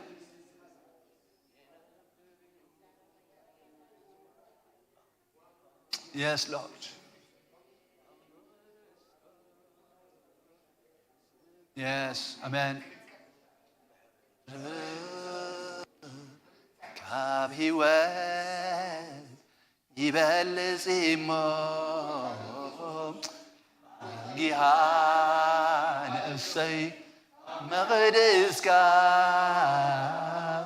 ትሰግዳለ አሜን ለውሃትካ አሜን ለውሃቱ ካብ ህይወት ወይ በልጽው بلسيمو أنجيها نفسي مغدسكا تسجد الله آمين هاليلويا ردكا كابهوات يبلسيمو أنجيها نفسي مقدسك آمين هاليلويا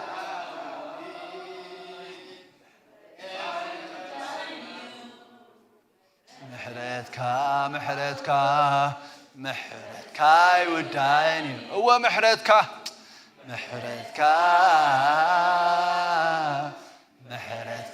يودعني محرتك سي محرتك يودعني محرتك يودعني محرتك هاليلويا Yes. Amen. Hallelujah. እሺ እግዚአብሔር ይመስገን ሁላትና ሒዝና ዲና ዲሓዘሎ ኦኬ ኣብ ድሕሪት ዲሓዘሎ ካለ ዲሓዝተሎ ምልክት ትግበረለይ ኣብ ድሕሪት ዲሓዘሎ ኦኬ ኣምፅሎ እሺ እግዚአብሔር ይመስገን እንዳዘመር ሃሌሉያ ከም ሰባ ይኮነን هو ብርግጽ ከም ሰባ ይኮነን ሃሌሉያ የስ ምሕረቱ አይወዳአኒው ለዋቱ አይወዳአኒው ኦ ሃሌሉያ አይፈየን هزن خمس سمعه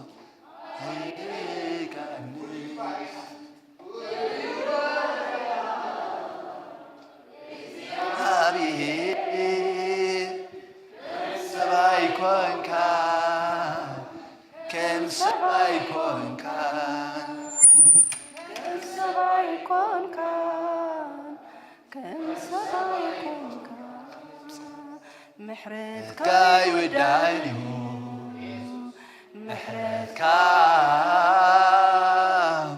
محرتك يودعني محرتك اسكن بقوله محرتك هو يودعني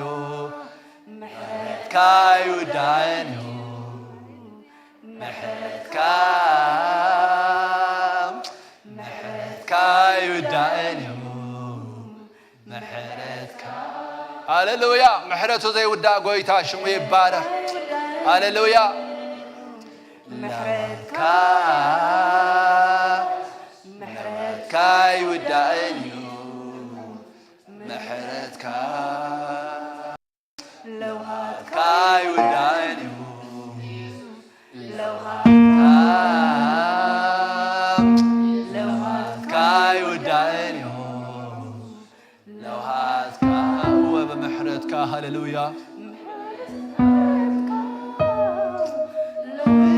محرتك سبح بمحرتك آمين هو تمكحتنا نسيو السي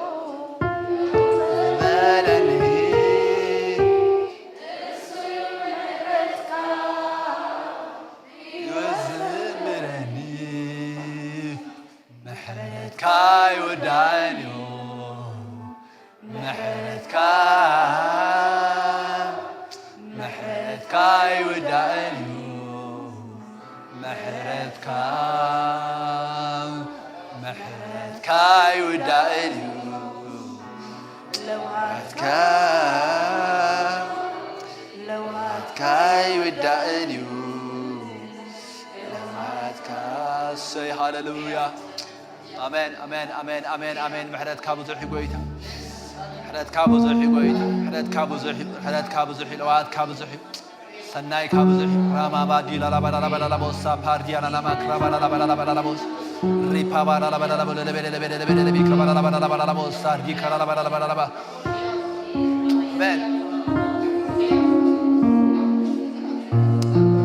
هاليلويا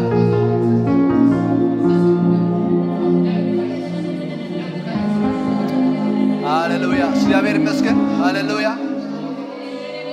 ኦኬ ዲሓስኩም እቶም ዲሓስኩም ምልክት ጎርለይ ዲሓስኩም ኦኬ ሓንሳብ ኮይና መታን ክንወስድ ዲሓስኩም እቶም ዲሓስኩም ኩልኩም ሒዝ ኩልና ሒዝና ኢና ክብርና ኣምላኽ ኩላትና ሒዝና እንድሕዳ ኮይና ሓቢርና ክንወስዶ ኢና ኣምላኽ መስገን ክልተ ክፍለ ፅሑፍ ከንብብ እየ እታ ንሕና ንባርኻ ናይ በረኸት ፅዋዕ ምስ ደም ክርስቶስ ሕብረት ዘለዋ ዶ ይኮነትን እታ ንቆርሳ እንጌራስ ምስ ስጋ ክርስቶስ ሕብረት ዘለዋ ዶ ኣይኮነትን ካብ ሓንቲ እንጌራ ተማቒልና ኢና እሞ ሓንቲ እንጌራ ካብ ትኸውን ስን ንሕና ብዙሓት ክነስና ሓደ ስጋ ኢና ኣሜን ዊል ዲክሌር ዊ ኣር ዋን ባዲ ኣሜን ሓደ ስጋ ኢና ክንብልና እግዚኣብሔር ይመስገን ኣሜን ንሕና ሓደ ስጋ ኢና ሃሌሉያ ኣብ 11 ኣመስጊኑ ቆረሰ እሞ ውሰዱ ብልዑ እዚ ምእንተኻትኩም እተዋህበ ስጋ እዩ እዚ ንመዘከርታይ ግበርዎ በለ እግዚአብሔር ይመስገን ሓቢርና እቲ ሕብስቲ ክንወስዶ ኢና ኣምላኽ ይመስገን እግዚአብሔር ይመስገን እዝክር ኣለኹ እናበልና ክንወስዶ ኢና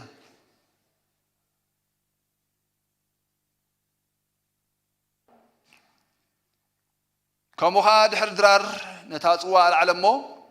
እዛ ፅዋ እዚኣ ብደመይ ሓድሽ ኪዳን እያ ሰትዮ መጠን ንመዘከርታይ ግበርዎ በለ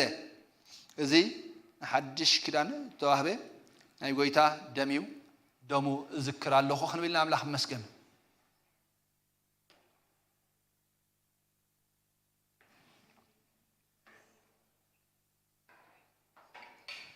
ክብርና ኣምላኽ ይኹን ሃሌሉያ ኢየሱስ ጎይታ ኣሜን የስ ነዚ ፅዋ እዚኣ ብትሰትዩ እዛ እንጀራ እዚኣ ብትበልዑ መጠን ሞቱ ትነግሩ ኢኹም ኢላ ኣምላኽ ይመስገን ኣሜን ክርስቶስ ሞይቱ ኣይተረፈን ክርስቶስ ካብ ሞታት ተንስኡ ኣምላኽ ይመስገን ኣሜን we will celebrate him ከነምልኾ ኢና ነዚ ጎይታ እዚ ከነምልኾ ኢና እግዚአብሔር ይባረክ ሃሌሉያ የስ እንዳምለኽኩሞ ከለኹ ኣምላኽ ይመስገን Yes, highly night sga, highly night dam. Abi hot kum kaglas ya amlach maskan. Let's celebrate the risen Christ. That is sunset Christos. Let mot saara Christos. Let khamot sunset goita. Celebrate ngobra khalana amlach maskan. Dilka highly lo. Abi hotna nilmamro hajjish nagar kulli amlach maskan. Hallelujah. Sma zamaran koina khala millah hina amlach maskan. Rusan tarara bariya.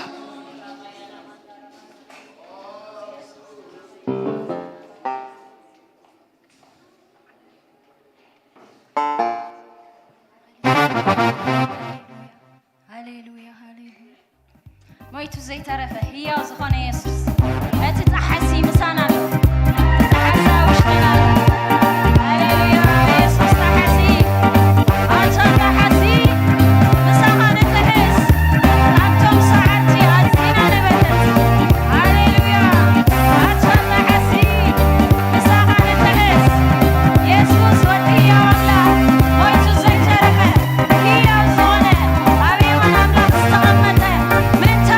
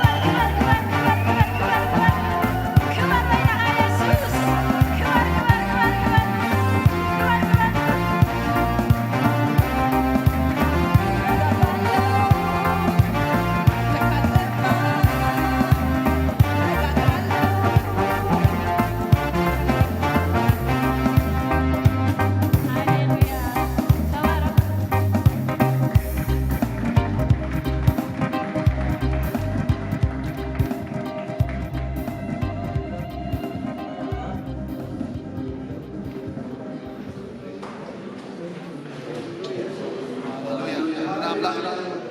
ኢየሱስ አሜን ሃሌሉያ አሜን ሳድዱ ወስደላ እሺ እግዚአብሔር ይመስገን መንጎና ዝፋና ሰባላትና ናዲያና ቸኮላታ ይላይላ አረብጃ አብያት እግዚአብሔር መስሐይ እሺ አምላክ መስገን እስኪ ሐፍትና መንጎና ጸኒሓ እግዚአብሔር መስገን አብዘን ዝነበረት ለን ግዚያኻ ትማሃር ጸኒሓ ትምርት ወደ መዝሙር ወዲያና ያገልግሎት ክንጅምርና አልና ትኸይዳላ ምናልባት ትምርቲ ናይ አገልግሎት ዘይጀመርኩም ሰባት እንድሕር ኣለኹም ኮንኩም ቴሌፎን ቴክስት ጎር ላይ ትኸሉኹም ድውለይ ትኸሉኹም ትምርቲ ናይ አገልግሎት ስለንጅምር ሓዳሽ ክላስ ንጅምር ስለዘለና ማለት እዩ ሓፍትና እስኪ ክንባረኻ ኢና አምላክ መስገን ኣብ እግዚአብሔር ከነማዕቁባ ኢና እግዚአብሔር ኣብ ዝኸደቶ ዘበለ ክረዳ አሜን ትዝመርሕ አምላክ ኢዳ ክሕዞ የስ እግዚአብሔር احنا يكوننا حزنا زلنا نسي حزنا አሜን ካባና ተዝኸውን ቀደም ፈነናም ወዳና ግን እግዚአብሔር መስገን እግዚአብሔር ተንዘር ዓለማውያን ቀላጽሙሲ አብያን ዘሎ አይሉ አፍታሕት የንዘሏ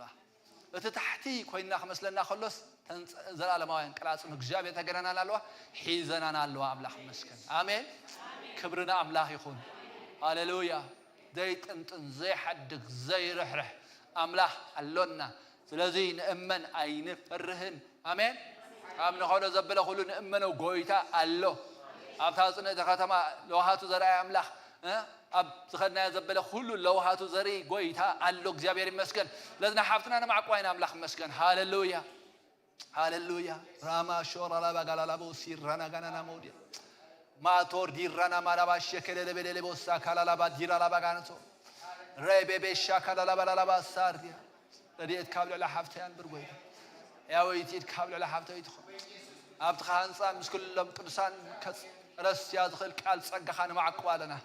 ናብ መንፈስካን ማዕቋለና ሕድሪ ዘይትጠልም አምላኽና ባኻ ሕድሪ ንህባለና እግዚአብሔር አቦ መንገዳ ዘበለ ሁሉ ተረከብስኻ ጉዕዛ ተረከብ እግዚአብሔር አቦ ኣብታእትዎ ዘበለ መጎስካ ኣብ ልዕሊያ ይኹን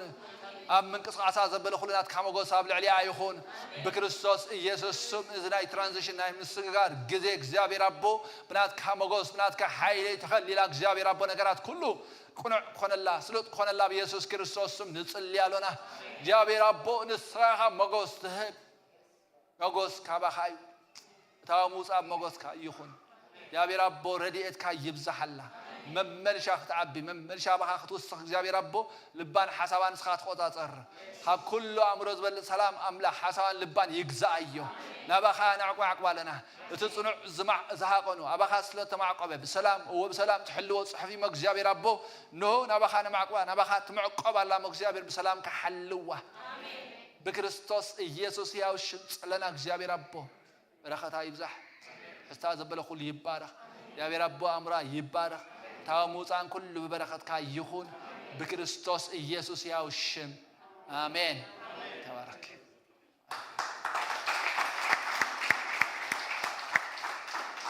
ሃሌሉያ ኢየሱስ ጎይታይ እስከምላኽ መስገን ዳውና ልዕልና ናይ እግዚአብሔር በረከት ክንውዲና ሃሌሉያ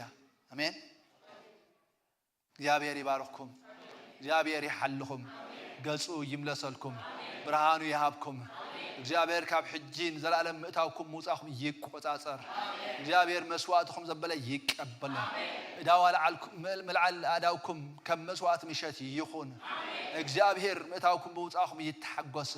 ናይ እግዚአብሔር ሞገስ ኣብ ልዕሊኹም ይኹን ተግባራ አዳውኩም ዘበለ ሁሉ ተባረኸ ይኹን ጥዕናኹም ይባረኽ ትሕዝቶኹም ይባረኽ ፋይናንስኩም ይባረኽ ሓሳባትኩም ይባረኽ ሓቀና ልብኹም ይባረኽ በክርስቶስ ኢየሱስም ካብ ቤት እግዚአብሔር ባረኽኩም ቤት እግዚአብሔር ከም ዝገይሮም ይባርኹ ኣነኻ አለያቦም ከንብር ዝበልካ አምላክ በኢየሱስ ክርስቶስ ስም ኖ ቃልካ አንበርና ተባረኽ አምላክ ንስኻኻ عليكم بريم أنا أخبار خيل كلها تبارك أملاح أي بركة أملاح تدخون كاتمسكن لعل تبلا أملاح تدخون كاتمسكن يا برب نعدد خير رد أملاح تدخون كاتمسكن بهول مدى هوة النعدد يخيدو بكريستوس يسوع كبيتك باركنا يوم آمين تباركوا يا بري باركوا